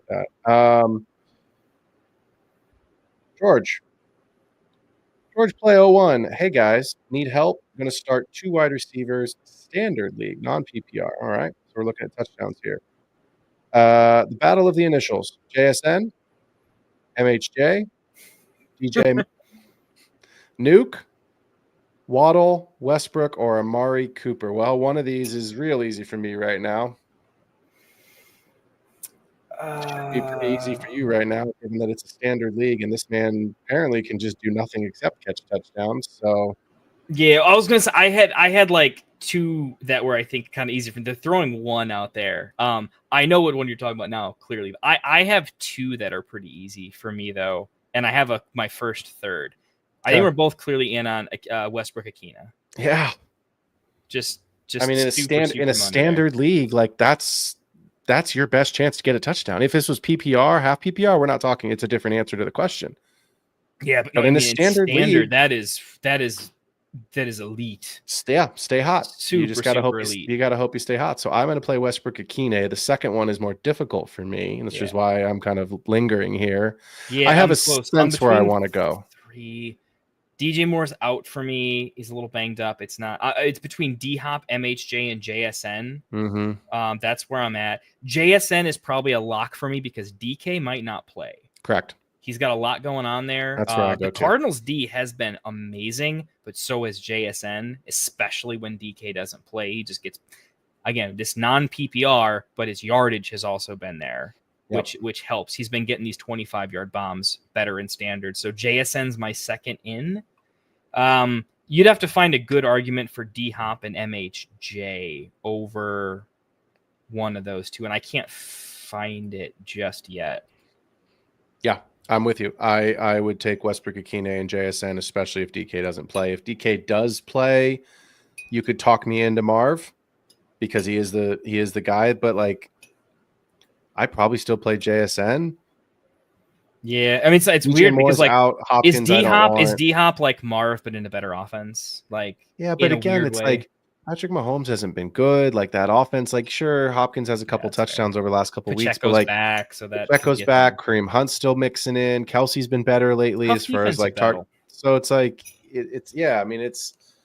And the Chiefs defense is what's winning them games. The Chiefs aren't going out. They're not the 45, 50 point scorers they were when they had Tyreek and a younger Kelsey and all these. It's just not happening for them. So, all right. Here we go. Starting Will Dissly over Kyle Pitts. Kirko and Pitts have no chemistry. Yep, good with that. They really do. Does Pitts have chemistry with anybody though? Can maybe somebody in his mom? Maybe he's a nice gentleman boy and text his mother after the game. Hey, we won today. We lost today. Call you for Sunday dinner. I don't know. Maybe that's it. Maybe he needs to have more family sit down gatherings with the coaching staff. What was it? Russell? It was Russell and Bible study, right? That's how he knew what tight end he was going to throw a touchdown. Yeah, rested Bible study, and Cooper Kupp and Matt Stafford have breakfast together every day, and.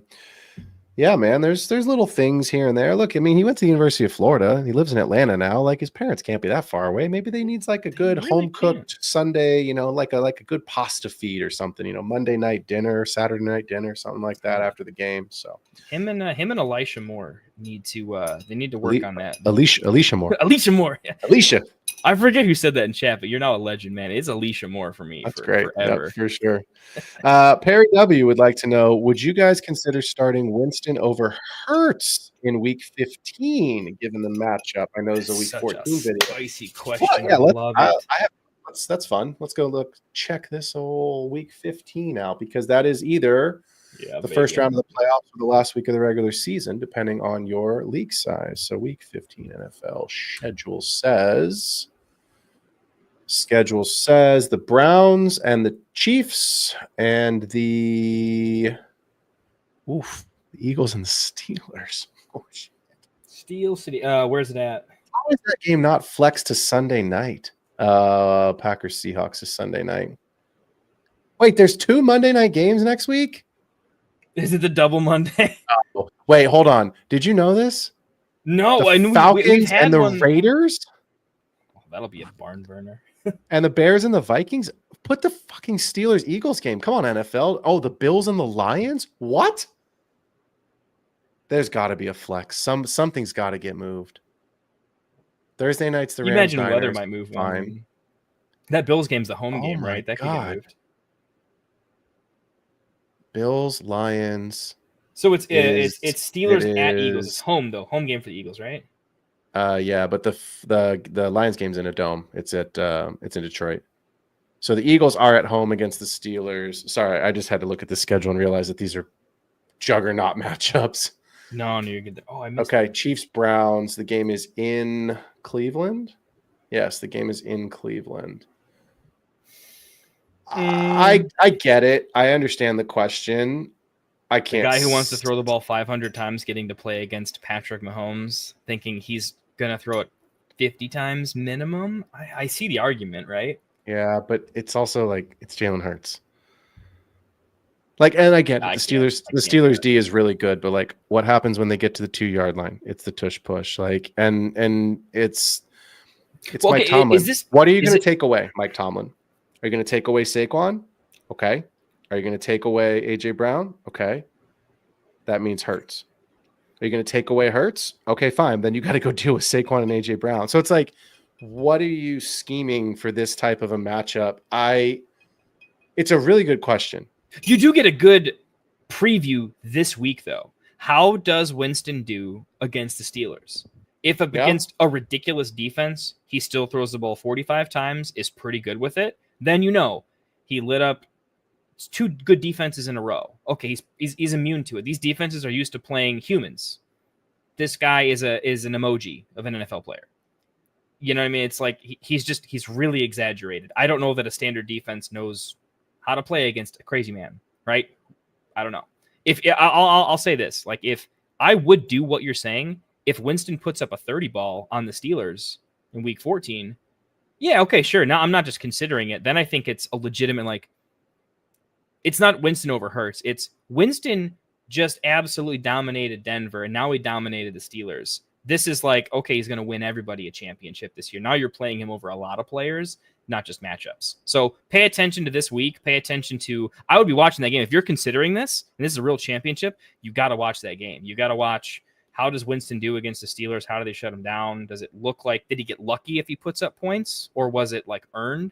That's how I'd make that decision next week. Well, I'm also, as you were talking, I'm also going through the schedule and kind of doing the quick quarterback rankings in my head. So Joe Burrow at the Titans, Lamar at the Giants. Lamar and Burrow are probably going to be in my top 2 next week because of the matchups. You have the Steelers, Eagles. So you've got Jalen Hurts, which we're talking about. You have the Bills and the Lions. So that puts Josh Allen in play at probably QB 3 or 4. As I do the quick rankings, I have a hard time getting Winston ahead of Hurts, even with the matchup. Because it's not by apocalypse, and all of a sudden other guys are unlocked.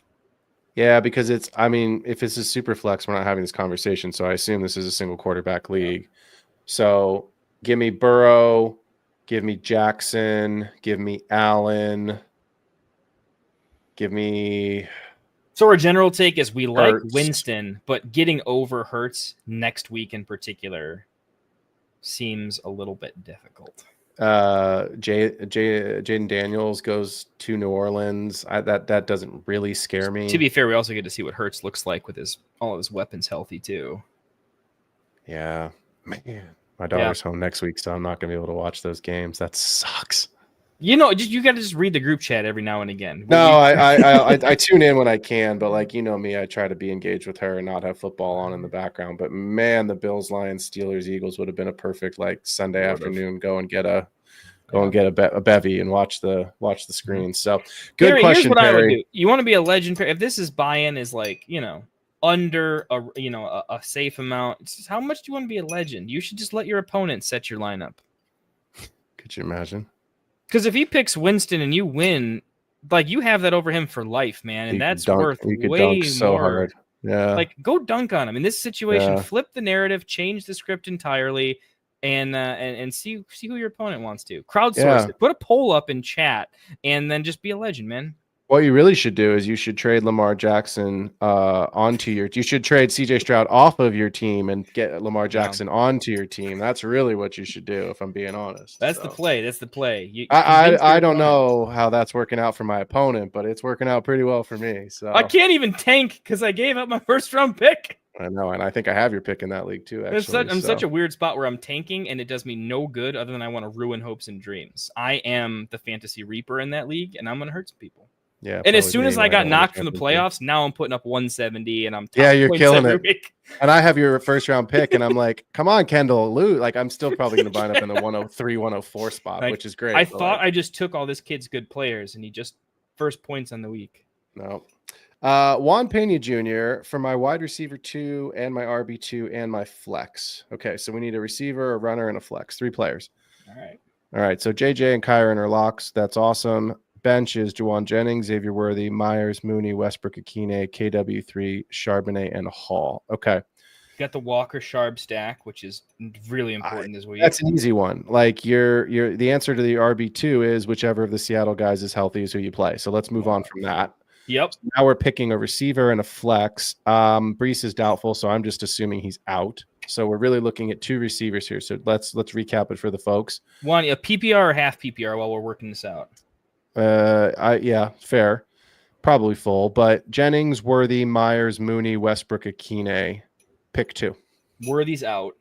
Yeah, 100%. Westbrook Akine makes it over Mooney in most formats right now with Kirk's play. It's close though. They're kind of tied. Jennings is my first in, I think. No, Myers. Jacoby's banged up, but if he's healthy, I'm going with him. The injury does worry me a little bit, but he's been extremely consistent. I kind of like him, and wow, this is tougher than I thought. I thought I it was actually have easier. Jennings. I have Jennings the highest this week. I just went and looked. That's kind of where I can't decide why Mooney's just out, but I'm Jacoby and Jennings over Mooney and Akine across basically any format. Yeah, I'm going Jennings Myers. Yeah, the 49ers have been a little bit down, but they're still talented. Purdy's good. He's played well. He's had big games. He's done it. Should do it again. Myers has been extremely good. Mooney has been very good, but he could have a bounce back game. He doesn't need to, though. And Kirk's been pretty atrocious. I think he's banged up too, though. He is. He's slightly injured, but it's slight. It looks like it's not a big deal, but a couple weeks of down production. I assume Mooney comes back in a big way. I just don't think they have to. They can do the offense other ways. Who do the Raiders have this week? Is it Titans? I feel like we did. No. I feel like we didn't do that Raiders have. I'll have the sheet up. Raiders have Buccaneers. That's a pass. Yeah, that's a run funnel defense. Pass funnel defense because they run stuffers. I'm going to take Myers and Jennings. Yeah, Myers and Jennings. This is that we talked about earlier, right? We said Westbrook Akine in a standard league. If we had him in a different question, we'd have a different conversation. We have him in a different question, so I'm going to take Jennings and Myers. It looks like generally it sounds like we're kind of fading Mooney until we see the quarterback play improve just a little bit. I love Mooney. I think it's a Kirk problem, not a Mooney problem. Mooney has been playing great. That's the one I'm worried about getting burned on. I'm trying to make sure that I don't get burned on Mooney. If Myers plays, he's in there, man. Like Myers is a better version of Mooney in terms of target share, snap share. Like he's just 15 targets, 11 targets, 6 targets, bye week, 11 targets, 7 targets, 2 injury weeks. I mean, Myers has been fine, and there's nobody else there. Jennings has to get an uptick. It's a must-win game. They don't have the running game they normally do. Yeah, well, Purdy should have a little bit of a bounce back. Yeah, we've had this has been a. I was going to say you don't want to hear what I have to say about the Niners. I don't want to ever say this as a fan, but like, it is not the worst thing if we don't make the playoffs this year because this team can't win the Super Bowl. I was thinking about this last night, right? I was watching those 2 teams last night, and I thought to myself, we can't beat either one of these 2 teams. We can't beat we can't beat the Packers, not in this form, and we damn sure can't beat the Lions. Fully healthy, I think you can. Yeah, but I'm saying this version, so I'm saying is like the playoffs are going to be here in 3 weeks, right? In 4 weeks. Yeah, you don't got enough time. We're not unless we win the division, right? We're not going to be a wild card. So it's win the division or out. And I don't really see like as much as I want to be in the playoffs, like if we're just going to win one game or lose the first round and then win one game and then lose, like. Sorry, like it sucks, but like I'd rather have the draft pick. Yeah, go get a better pick. Yeah, I'd rather have the pick and like get everybody healthy and just reload and like be the Niners next year. Like it is what it is. But yeah, all right. Yep. Good question. Though. That was I love that question because it wasn't easy. That I really had to think and go against my rankings. That's a good question. Yep. I think we've done these. Are we through them all? Winston or Caleb? Yeah, Winston or Caleb. I think we both said Winston. Look at that. Got through them all. I mean, chat. I'm still scrolling. I didn't say it was a lot of chat kind of hanging out and getting into it.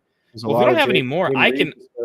Yeah, I've got a couple more in each of the individual matchups. We could go. Here's one I got. Here. Start 2.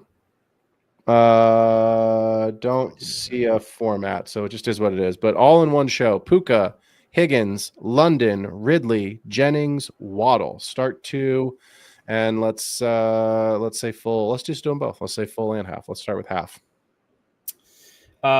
Puka for sure. That game's got a crazy over/under. It's easily Puka. Higgins or London. I have him over. I'm going Higgins. James. Man, Burrow has been absolutely on fire, and Higgins is healthy. Burrow has been on fire. I have Higgins at QB6. That's QB6. I have Higgins at wide receiver 6. Yeah. I have Puka at 7. I have London at 9, and Cooper Kupp at 10. I know Kupp wasn't a part of the question. But from Lions, my God, my brain right now. The Rams, that's the team I was thinking of as I'm looking at Amon-Ra right here. T. Higgins at 6. T. Higgins is the no-brainer for me. Yeah. He looked good last week, too. That was a nice, hey, you're back. This is good. Yeah. Puka and Higgins feel great about it, too. Solid team, man. You drafted a whole team there, bro. That's it. What you got? What you got for me, man? What I got for you? All right, let me hit you with a couple. I'm just gonna go game by game here and give you my most interesting. This is my actual inner thoughts that I want to run by one of my favorite people in the world. Help give me some insight here, okay? I'll do it. Packers wide receiver core next year. All right, not even rest. We'll start with rest of season because this is a redraft show. So let's actually address that. But give me 30 seconds on next year. But redraft their wide receivers, rest of season. How do you see it playing out? Who do you want to own? And who do you actually want to see in your lineup at some point? Is it any of them? I want to see Tucker Kraft in my lineup. I like it. Tucker Kraft is literally the reason why my best ball teams, he was left for dead. He was my last pick in just about every single best ball league. And he has catapulted me in the leagues where I have the Burrow Chase stack, right? In the leagues where I have, Lamar and Henry, those kinds of players, the ceiling guys that I drafted early. Tucker Kraft is on all of those rosters where I am currently projected to make the playoffs in best ball. The answer to your question, who do I want this season, rest of season? The problem is the same today in week 14 as it was in week 1. It's the same. We're still having the same conversation about the Packers today that we were having all preseason, which is who's going to emerge. And the answer is Josh Jacobs has become the player that we said it could go two ways. Yeah, the answer was a different question. Right? Yes, yeah. But my point is we said Josh Jacobs is going to do one of two things. He's either going to prove that he was the guy that he was 2 years ago in Oakland and is deserving of the contract, and the drafting of Marshawn Lloyd is just a secondary, backup running back, and Jacobs is going to be there, or Jacobs is going to lose his job, and Marshawn Lloyd or insert player here is going to be the starting running back for the Packers next year. That question's been answered. Josh Jacobs is the guy. We said, is it going to be? I brought that up to preface it to say this. We thought it could be Jaden Reed. We thought it could be Romeo Doubs. We thought it could be Dontavian Wicks. It should, if Rasta was here, he would tell you it should, on paper, based off athleticism and talent alone, be Christian Watson. But it's the same story with Christian Watson. What is his availability? Christian Watson is a rich man's Gabe Davis. That's funny. Right? We always say, he's a poor man's this guy. It's a poor man's this guy. He's a rich man's Gabe Davis. He's a better player than Davis, but he does the same crap Davis does. Yeah. He's going to get you, what was his line last night? 114 and whatever. He lost a fumble or something, huh? Christian Watson last night was 4 for 7, 114. Yeah. The 7 targets was pretty big. I think was huge. Yeah, the way I was going with it is I think there's a narrative where Watson can get his 1 status back because he was always supposed to be the 1, but he's had so much in the way. I keep asking myself, in this weird game script where Reed had 1 target, I can't unsee that Reed had 1. Yeah. Watson had 7. Yep. He 7x'd him. Like, Yep. I know that coaches can get carried away and get into the game, and so can quarterbacks, but there is no way nobody that does this professionally doesn't be like, I don't even remember if Reed's playing in this game, and I've been throwing the ball to Watson on basically every down. Yeah. 7 targets on 13 passes. He had a 50% target share.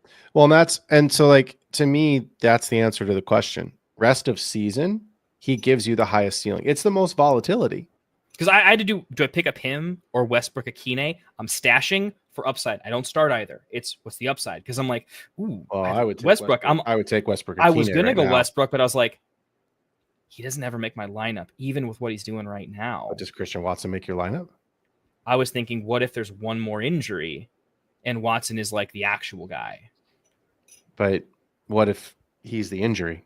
Because that's where the probability tells us could happen, is that he's the guy that gets injured. So I would say rest of season, Watson is the player in Green Bay that I want to own simply because he gives you the highest ceiling. You saw his ceiling performance last night, and that was without a touchdown. Or like keeper leagues. I'm like, how do I get Watson on my team? Because I think Sure. he's got room to improve next year. Sure, because if you've got a keeper league where you drafted him in the 13th round, and then, everyone's got different keeper league rules, but if he cost you a 10th round, 11th rounder the next year, like, sure, that's a free guy, right? It's a Kind of free one player. of those savvy things there.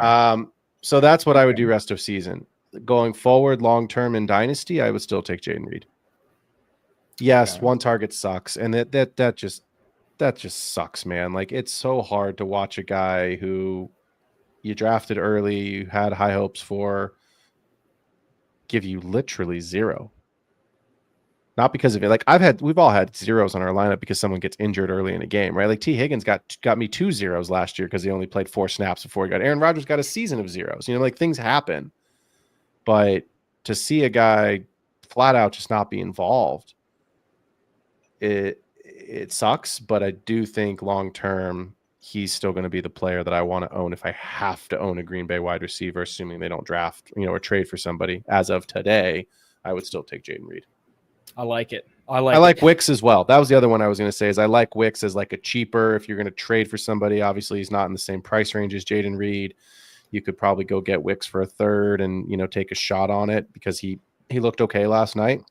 He was the guy I was kind of like stashing for, like, could Wicks be like their 1 next year? But I'm like, oh, guys, I'm probably reaching a little much in this one. But I wouldn't. So here's my thought, because the he's too Packers are gadgety. going to I be feel like he's like the Tyler Lockett at 1. He'll never be a 1-1. with the Packers being a playoff team. Again, they're not going to draft a receiver early.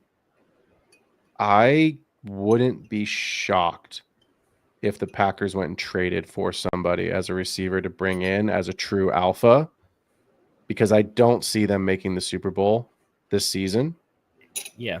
Not after last night. I thought they were a great T. Higgins target, a 50-50 ball winner. Yeah. Red it's zone possible. target. They got all the speed. They need It's the still brawn. possible. But again, you can't have Christian Watson and T. Higgins on the team at the same time. That's just the most suicidal, like asking for a dead season.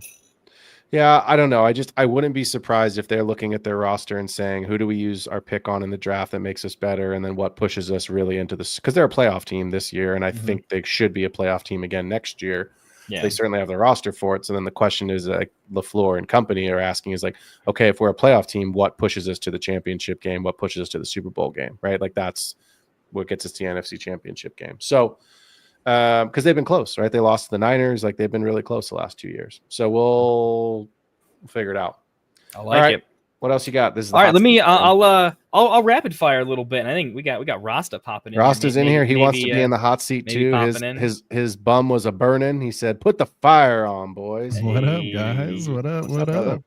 How you doing, man? It's so good to see you, brother. Happy you have a good Friday, Thanksgiving? Man. It was good, man. Good Thanksgiving. Good birthday. I'm settling in well here into my 40s, so I'm just taking it day at a time, bro. Crazy.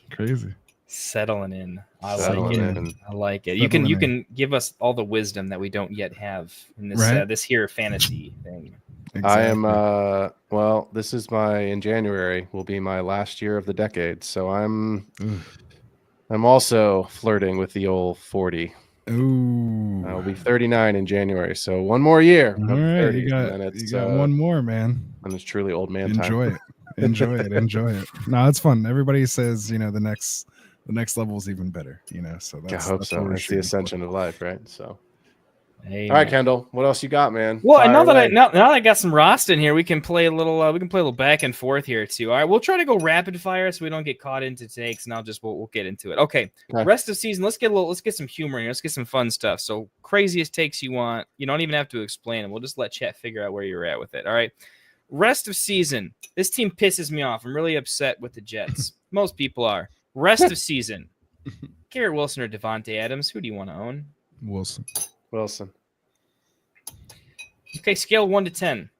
Okay, as a Wilson owner, how frustrated are you going to be at the end of the year? 9. 7. I like it. I say 9 because it's the same conversation we have had with that flat tier of receivers. We are drafting guys who are supposed to be wide receiver ones that have never been a wide receiver one that still continue not to be a wide receiver one. He was of that top of that second tier, I think. He was, but remember it was just a hodgepodge of everybody. So that's why I'm to me it's more a 7 because whether you drafted him in the mid early second or a late fourth. How it snakes around, if it was anywhere within those kind of 2 rounds, it really didn't matter. All those guys, I think, besides, we'll do our recap. He's wide receiver 7 in PPR. He's wide receiver 11.5. That's what I mean. It's not you're right. It's not still a wide receiver 1. That's this is why your first wide receiver pick, right? Correct. That's what you got. But this is why I go top 3. This is why I go receiver when I draft. Exactly.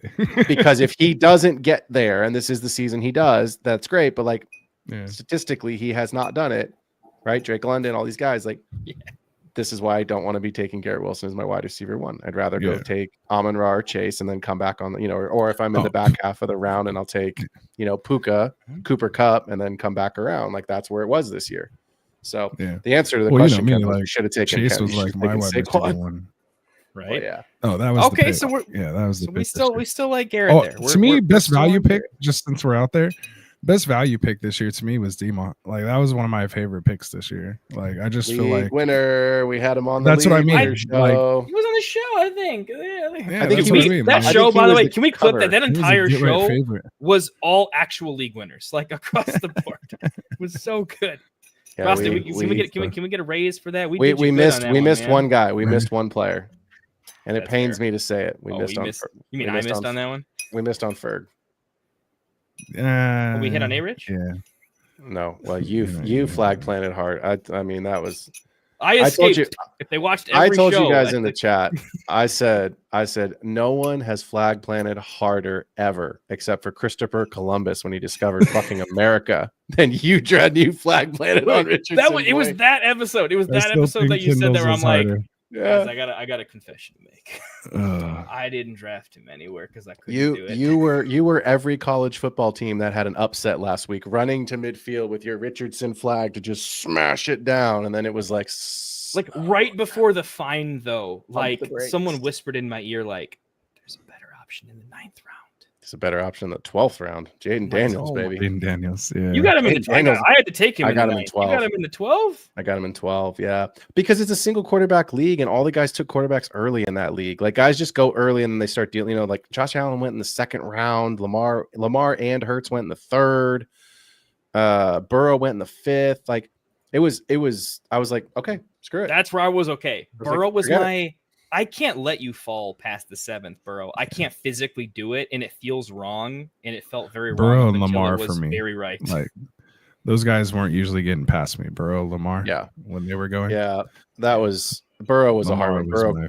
Burrow got taken, I think, in the 5th, 1 or 2, maybe 3 picks before I was on the clock. Otherwise, that was my guy. But it was all right, Jaden, totally happy with it. You're fine. All right, what else you got? Hey, real quick, let's help our boy Nino Pena here. In a must-win situation this week, like many others, we're flexing Debo or Mr. Westbrook Keeney. Phil, what do you think? It's outrageous. It is outrageous. Full or half? I guess it doesn't matter, huh? No. Right, you're banking on Debo being a 1B running back there, because it's not going to be 90%. Garindo, right? Like No, when I talk about but this in my show, I get the I'll take we should 85% have you guys come Garindo. on the. We'll do that as the first breakdown. We'll do the Bears Niners breakdown. Just me versus you guys. We should just kind of do that. I'll have to stay for the Bears Niners one. I would. God, it's Jacksonville too. That's what I'm saying. The matchup is so I think I'm juicy. going Westbrook, bro. My brain says Debo, but as I Yeah. look at the matchup, as I look at Debo's, like I think I would take Westbrook Akina. Here's what right I do. now. Okay, let me thought experiment. Just give Westbrook Akina a touchdown. He definitely scores a touchdown. 100%. You've seen the future. It happens. Regular game, you don't know anything else, but Westbrook definitely scores a touchdown. I'll take that. It's a bird in the hand. Yeah, I mean, like, so you're gonna take Westbrook Akina then because here's this is the $100 easiest to start matchup. Start your craps game with. Give me the $100. Like, he's scored a touchdown or multiple every single week for like most of the season at this point, and he has the best matchup he's going to have even in that time. I think potentially, yeah, kind of. Well, I mean, they're number one. Yeah, Jackson he has scored 1, 2, 3, 4, which 5, clearly 6, means that because 7. analytically we're supposed to take him. He's 8 for 8, but he had 8 one in the game. last 8 weeks. Yeah, it was just nothing one game against he the had Chargers. 2, right, and then 1. Yeah, I would take Westbrook Akina right now. I literally have him back to back, 38 and 39. Yeah, that's how low I am on that's who I Debo would this take. week.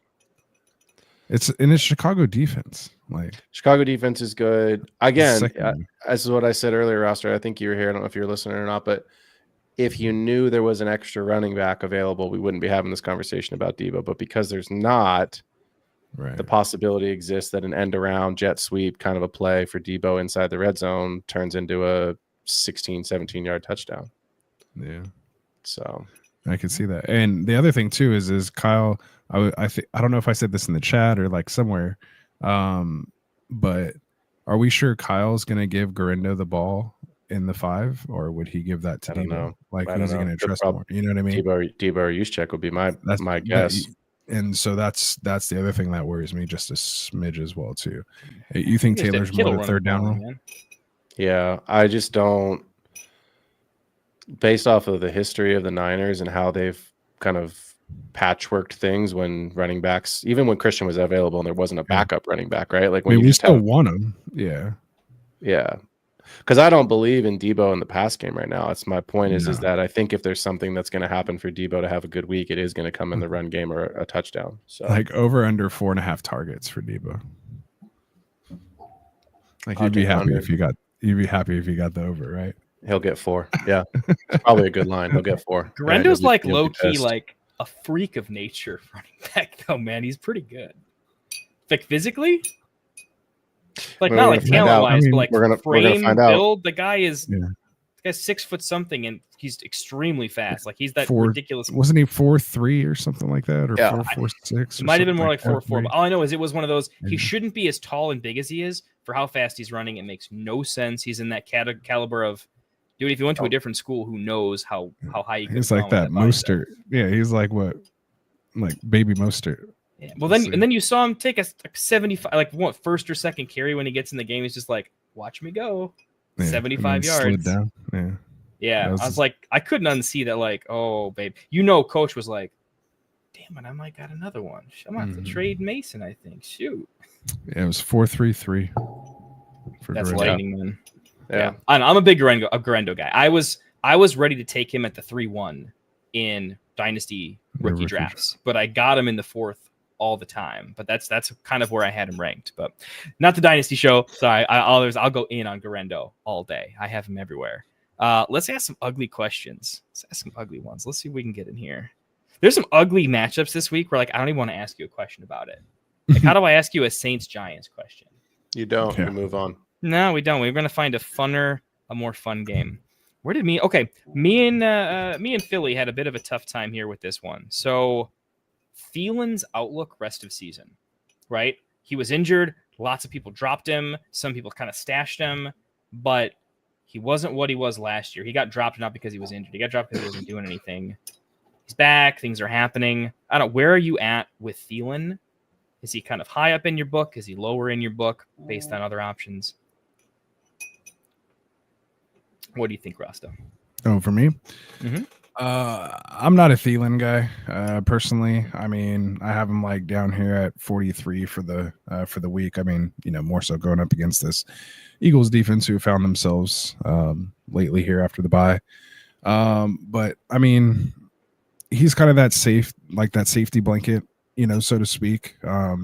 He's most likely going to be in the spot, that he needs to be. Bryce is actually kind of coming off the best game he's had, and actually been looking, fairly decent, putting up some fairly decent, fantasy numbers, and just looking a little more competent at the quarterback position. I mean, he's not a long-term answer there, of course, but rest of the season, I mean, I'm just kind of, I don't want to put my playoff hopes in really any Carolina Panthers outside of potentially Hubbard, depending on how we see Brooks, get worked in here over the next couple of weeks. I think that's probably the question that a lot of people are looking right now, because Hubbard has carried me, especially as a, hero RB or zero RB type drafter. I have, several Hubbard shares. And so, that's my question mark right now is heading into the playoffs. Like how comfortable do we feel with him, with, Brooks potentially, eating into that, and him losing the passing game work, which was crazy, not getting the targets. But he ran more routes than Brooks, which was interesting. So it's just, we're just, I think maybe overanalyzing, sometimes you can get that paralysis by analysis, so to speak, or whatever it is. But it's definitely something I'm keeping a close eye on. So I kind of turned that into more of an entire Carolina take over a Thielen take, but hopefully I brought that around. Hey, he gives us some well-rounded stuff there. That's what I like. Hey, we got some fan questions coming up. Bought us a little time here. Molly Wop has I do too. That's awesome. Rome, MVS, or Westbrook Kine and Devonta Smith. We need to start two of these. We don't have the league type in mind, so maybe we'll do a median, call it half PPR. You could lean towards full if you want to, if you're more comfortable with that. Let's pick two here. You want to I'll give my take just real quick, just because you didn't throw it to anyone, so I'll step up to the plate there. I think I was listening to you guys earlier. I think I'm a lot higher in Devonta Smith this week than you guys are, from what it sounds like. And especially Phil, I don't know if you guys saw my comment kind of in the chat where it said Devonta said he was trying to go last week, but it wasn't his choice. So I think he's ready to go. Now, of course, you said it could get out of hand, things like that. And, is he going to be part of that, to get that touchdown, early on? I think that helps, because then it could just turn into like a Barkley, type show, or even Hurts, something like that. Maybe AJ Brown has a big week here. But what's funny is I have him at 22, Devonta Smith. But the other three guys here, MVS, Westbrook Akine, and Rome, of the three, I have Rome at 37, Westbrook at 38, and Valdez-Scantling at 40, with Debo sandwiched in between those guys. So I'll play Debo over MVS for whatever reason. I just couldn't drop my guy lower than MVS. Wow. I couldn't stoop that low. I'd rather go down with Debo than throw MVS in there and have. So based on your ranking, you have Rome higher than Westbrook Akine, I think I heard, by one spot. Are you? I like the matchup. Yeah, I like the matchup. DJ Moore's a little banged up over there. Obviously, the running backs are banged up too. I think this could be a sneaky good game. I like the target share that Rome's had, lately. Caleb's been playing a lot better. And the Niners have just been giving up buco points, like, no Nick Bosa, no, Fred Warner's playing with a fractured ankle or whatever. Like, I mean, it's just, our defense kind of falling apart now. I think we're getting Diamador Lenore back this week, potentially. But, even still, I just, we've been giving it up, there. So I think Rome could have a good game against us this week. Like the pro Chicago take, but I think it's pretty astute though. I think a lot of people have been stashing Rome because it's just too painful if you play Dynasty and Redraft to let someone go on your roster that you're just not used to hitting the drop button for. But you've been waiting to find what would be the call card? Like, when do I start Rome? I've seen enough to start him already. Like 10 targets is 10 targets, right? I've started him in a couple places the last 2 weeks, just of course with bye weeks, the bye NATO in week 12.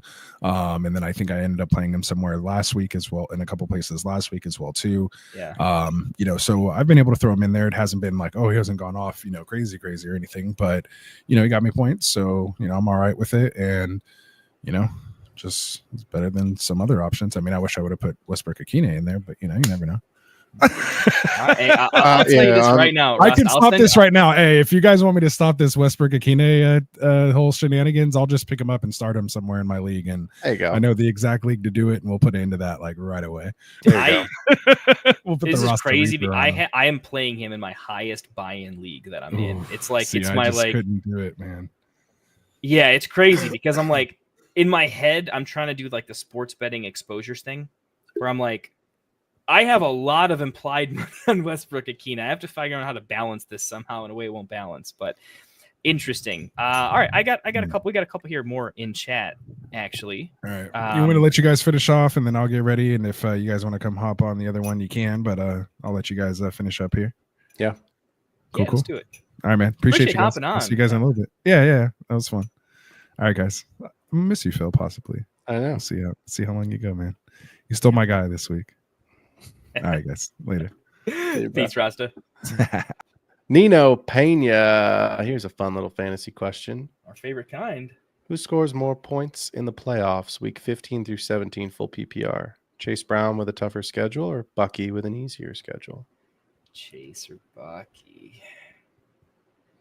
I'm going to say I don't care about the schedules. I'm just going to pick the player I think I just believe in.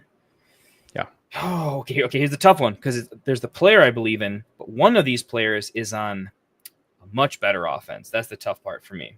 Like, I think Bucky is a phenomenal talent. Chase Brown is just on such a better offense. Burrow's unstoppable. And he's killing it right now.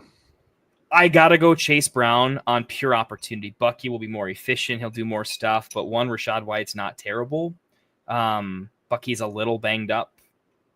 Guy's elite, but Chase Brown, I just think there's so many game scripts where the team that Chase Brown plays for is going to cause him to have so many more opportunities than he would otherwise. I just always think it's so interesting when people are like, go pick this guy up right now. You're going to want him for the playoffs. He's got the easiest schedule. You don't know how the games are going to go. You just don't. Like in best ball, when it's like, we can't do anything else other than find a 5% edge because that's the game we're playing. That's exactly why we talk about that, right? We don't do that elsewhere. Well, like, it's just like I was trying to think of that Cleveland-Denver game on Monday night that we just saw last Monday night, this Monday night, whatever it was. Had no business being 100 freaking points. Had no business being Jerry Jeudy being the wide receiver one. You would not have started. You know how many teams I went and checked?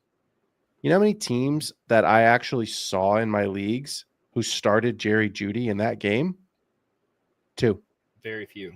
2. Nick Chubb was on the bench in a lot of spots. So I was fortunate not to have to play against Jeudy, but like literally going and seeing, I had 2 rosters where Jeudy was on the bench of a team that I was playing. My opponent had him, didn't start him. And then I went and was like, well, I should go look at other leagues because I wanted to see how many points he got. Because, some of the leagues have crazy bonuses and whatever else. And I was just looking through it. And I was like, there's 1. Nope, there's 2. That was it. Nobody else played him. So it's like, yes, you can gain an edge. Yes, it is important if they're going to. Sorry, I'm going to dunk on the Jaguars again. If you're playing the Jaguars, fire them up. Right? If you're playing the Giants, fire them up with no Dexter Lawrence the rest of season. Like, sure, fine. Like, that'll give you an edge. But, like, I don't want someone's thought process to be, well, I have to play this player because his schedule is easier in the playoffs. You just don't know how it's going to go. Game script is massive, how these things can go. So I'm with you. Take the better player. Chase Brown's the answer. Yeah, I think they just like do a couple of these like models together and find out what doesn't feel right. The one thing I'll add to strength of schedule is strength of schedule starts a certain way, but it very much changes. The 49ers are an elite defense. You take Nick Bosa out, their name still shows up as a red on Sleeper, right? Because they're a bad DVOA. Well, they're not anymore, but Sleeper's gonna change a projection for the 49ers defense, but they won't change the fact that their last 3 to 5 or whatever games gives them this ranking in terms of, previous DVOA. So it's also what tool are you using? Make sure you're up to date on the injuries, right? And then go from there. I think me and you are both talent first, right? Always. Then like opportunity and situation. Always. Then you get into schedule, but it's really a tertiary tiebreaker, or it's I'm looking to pick somebody up on the waiver wire. I'm doing roster manipulation. This is where there's a lot of decisions coming into one decision, and strength of schedule might come into play. Well, because here's the answer to the question. You ready? I'm gonna pull this. Buccaneers schedule. You ready? Bucs schedule is the Chargers, the Cowboys, and the Panthers. Pretty good schedule. Yeah. Pretty good schedule the last 3 weeks. Pretty excited about that game. Okay, you ready? Mike Evans has 2 touchdowns against the Cowboys, and Rachaad White gets the rushing touchdown. You go to the finals, championship week against the Panthers. Cade Otton has 2 touchdowns, and Baker Mayfield runs for the 3rd. That's how it goes wrong. You could have the easiest damn schedule in the world.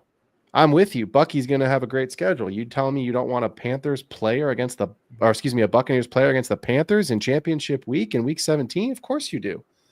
But don't base your decision solely on the fact that the Bucs are playing the Panthers, because I just said it.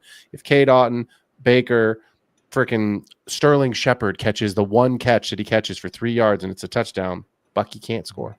Right? So I think your argument is like it's not an the matchup anti-Bucky matters, take, by but the like way. the player is going to have to play the game, and if the player is a better player, more often than not, that's going to lead to this breakaway one happen. Who's the focal point of the Bengals running game right now? Right? Like it's not like Khalil Herbert's all of a sudden like getting run out there. Like it's Chase Brown. So yeah. Quincy Davis need 2 running backs, 2 wide receivers, 2 flex. Okay, 2, and 2. All right, so 6 players. Kyron, Tracy, Allen, Algier, Cup, Debo, Jennings, Mooney, Lamb. Let's start with the easy ones. Kyron, of course. I'm assuming you wanted to go with CD. Yep. All right, so we need to pick one more. Kyron, CD, Bucky, Kamara are my I got to get those 4 in there somehow. Kamara's on this list? Yeah. Kyron, Bucky, Kamara are the first 3. Oh, you're looking at the one below. I'm looking at the one that's right here. Oh, I'm one away. I'm looking at the wrong chat. Oh yeah, it's a different. I'm confused. Maybe he's got multiple. Oh wait, this teams. is the same one, isn't it? Right? He's got multiple teams. I'm assuming multiple leagues. Yeah. Okay. Yeah. The other one also says 3 flex. Oh, okay. Sorry, I'm with you. Okay, yeah. All right. So 1, 2, 3, CD. 4, 5, 6, 7, 8. So pick 6 guys is what he's saying. 2 running backs, 2 receivers, 2 flex. All right. So Kyron's in there. Are you playing Tracy over Braylon Allen? Yep. Okay. So we're playing Kyron and Tracy at running back. At receiver, we're playing CD and Cup. All right. And then at flex. I would take Jennings. I would take Jennings, and I would take Allen. I would take Jennings and Braylon Allen. That's what I would take. Okay. Another Quincy Davis question. Need 2 running backs, 2 wide receivers, 3 flex. Kyron, Bucky, Kamara, Braylon Allen, Pickens. Okay, so the 2 running backs are going to be Kyron and Kamara. Mm-hmm. The receivers are going to be Pickens. And we just said. Oh no, Jacoby Myers. I missed Jacoby Myers. Yeah, I would take Myers too. And then 3. All right, so Kyron and Kamara at the runners, Pickens and Myers at the receiver spot. So Bucky is the first easy flex, right? Bucky's the flex. I would put Westbrook-Akine in there at the flex. And then it's down to Braylon versus MHJ versus Debo. Or Debo, yeah. Braylon, MHJ, Debo. Full PPR. Full PPR. I would either take Braylon or MHJ, but it's the 2 I'm down to. I'm gonna go MHJ because floor ceiling combo. I don't think Braylon has a super elite ceiling, because even if the team gets there, I don't think he's a massive focal point in the red zone, given that Rodgers is going to want to give the ball to his guys, not necessarily Braylon. Yeah, I think MHJ has a bigger, he's got a 30-point upside where Braylon can barely. That's how I see 20. It. That's how I see it. I'm with you on the MHJ one. So, all right, last question. You ready? Asking for a friend. Oh, Isaac Arendo. Isaac Arendo has been promoted from your taxi squad to your active roster. Yay! Dynasty question. Oh, you know what? I'm gonna pour a little Dynasty for this last one. Single quarterback, full PPR, 2 running back, 3 receiver, 2 flex. No tight end premium. Who are you dropping? Russell Wilson, Your starting quarterback is Jaden Daniels. Your backup quarterback is Anthony Richardson. Okay. 1 QB. 1 QB. Gucci. So are you dropping Russell Wilson? You're not a playoff team. Okay. Russell Wilson, Jerome Ford, Michael Wilson, Malachi Corley, A.D. Mitchell. Pick one. Nick Chubb. And Nick Chubb's in there too. So you have Chubb and Ford. Yeah. I am. No. I'm asking for a friend. Well, your friend has. That's what I mean. My you're friend. You're going to give my your friend has. so, my friend has. Yeah. You know, you got to get the listeners in there. Yeah. And Mike Wilson. Roster. It would be Rasta Russell. says Michael Wilson. It would be Russell, but you can trade him. Even in 1 QB, I think there's like pockets of trade value where he can be overvalued after a really big game. So it's not him. I lean Chubb because his upside is gone forever. And even if he has a 40-point game, no one's giving you more than a third for him. And this season's out of the question, right? So you're talking about 29-year-old next year, probably not Jameis Browns. It's probably the filthiest, ugliest thing I've ever seen. I'm probably dropping Chubb or Ford. But that being said, it's a running back, and Mike Wilson, Rasta's making a good point that Mike Wilson will probably never be relevant enough, or one of those running backs is better for a single game start. Yeah, okay, I'm dropping Mike Wilson. I had to talk myself through it, but like I would rather have Chubb and Ford on my bench for 14 weeks, but when they play, they're meaningful and relevant in that 1 week. They can help me win. I don't think Mike Wilson ever helps me win. And when he would, I probably didn't start him that week. Bree TJ, Khalil Shakir, Marvin Harrison Jr., and Tyreek Hill are the receivers on this team. So I had a really young team this year. I had a lot of picks. I have a ton of picks next year as well. So I traded AJ Brown for an absolute haul. Oh, okay. Let's trade Hall. Okay, you had to have beaten me. I just traded AJ Brown away. Let's see how weak I sold this for. I think I undersold him, but I am in a situation where it was like trade deadline. I am out of the playoffs. I either take something for him or I have him next year. I'll tell you. Okay, I'll judge by your smile just how effed up this is. I sold him for basically a mid 25 first. Okay. Honestly, I don't remember if it's 25 or 26. I'm pretty sure it's 25, but it was a first and a second. I want to say I asked for a third. I don't know if I got it. I know I got a first and a second. 25 mid first and a 25 mid second for AJ Brown. Yeah. I think I could have gotten 2 firsts. You should have gotten 2 firsts. AJ Brown's only 26, so he's 27. He's 27. Him and DK are the same age. They came out of Ole Miss together. I don't think it's enough.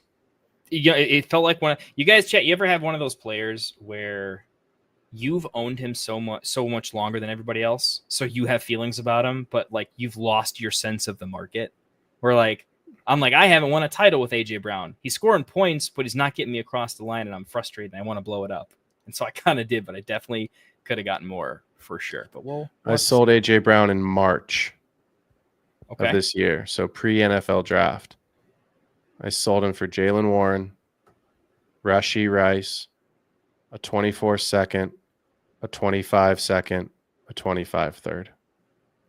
Oh, and Rice on top of that. Rice and is Rice worth on like a top of first that. and a second on his own right now. Yeah, I told you I got a haul for it. Yeah. So I have 2 firsts in this league, 3 seconds, 3 thirds, all in 25 for next season with MHJ, with Jaden Daniels. So I mean, like I've got some youth in with Monty. Monty's my RB1 right now, which is fine. Like I'm fine with that. Hopefully I get a rookie that develops. But all right, enough about me. That was the Dynasty show segment. That was a Dynasty show segment, but I was like, because we had all this Garendo talk tonight, and I was like, do I actually have the stones to play Garendo this week? And I was like, well, in some leagues I might need to. And so I was like, well, if I'm promoting him off the taxi squad, somebody's got to go. Yep. Well, Michael Wilson, you have been released. Thank you for your contribution. So what we're going to do today, Mike, is we're going to release you. Debbie's going to give you a call, and she's going to let you know all the travel arrangements. And you're going to have a great NFL career. We still believe in you, just not here. Isn't that so fucking great that that's what they do? Like that's how it goes. You don't even know the bag of worms you just opened up. Chat, everybody, everyone that's left, they don't get to.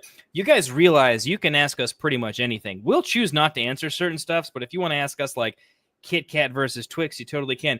Phil's a former D1 coach, and he's really good at it.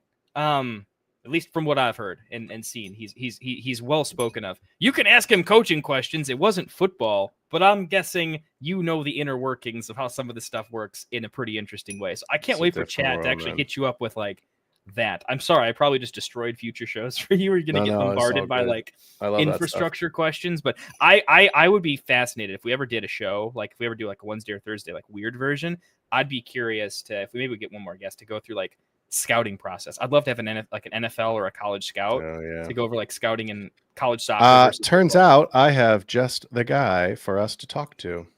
Yeah, that could be kind of a fun show though. My boy Mike DeReese is over at the New York Giants, man. So he was on. You saw him on. Well, you didn't see him, but you saw him on Hard Knocks. He was there. Like it was pretty awesome. So I've actually been hitting him up about trying to get him on the show. There's questions of availability and if he can do the podcast or not. But I've like been chatting with him a little bit as we just text back and forth and.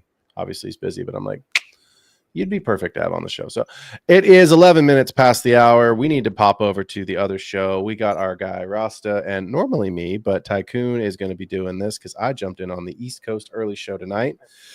Should we say goodbye to the people and jump over and do the Niners-Bears game and then call it a night? We should absolutely do so. Just I want to thank chat real quick. Thanks for hanging out. Super appreciate it. Around the holidays, everyone's a little more thankful, but it's super, super cool that we get to do this, and it would make no sense to do it without you guys actually wanting to watch it to some extent. So appreciate all you guys. And Ishmael, tell me if we're pronouncing that right. I don't know if you're still in the chat or not, if you had to go, but dude, absolute legend, man. Really appreciate the super chats, man. Appreciate y'all. Yeah, Phil, appreciate everybody. Where should everyone go to find you at, Phil? They're gonna go. I just threw the link in the chat, man. But youtube.com/@the_extra_point_FFB. You can catch my show on Wednesdays and Thursdays. Although these last couple Wednesdays, I had a personal family issue that I was dealing with, and then we rolled all the way into the holidays. So I haven't done my own show in like 2 weeks, 3 weeks. It's been wild, but we'll be back next week. Which is the Dynasty show? If they're early into Dynasty, when should they watch? Wednesday is the Dynasty show. Thursday is the betting show, and that. So yeah, but jump over, hit that like and subscribe button, and we are going to roll our sleeves up into the part 2 as we jump over into the other chat and the other stream and get ready for part 2 of week 14. Sit starts. Kendall, as always, my brother, it's been real. To the chat, appreciate y'all being here. Catch you. Go ahead and switch over. We'll catch y'all over there in a couple minutes. We out.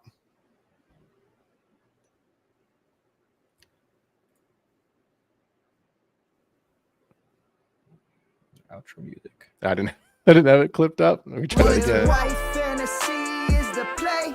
Marking nothing, but I tune in every Friday. Strategies provided, I will lock in every way. So go and roll your sleeves.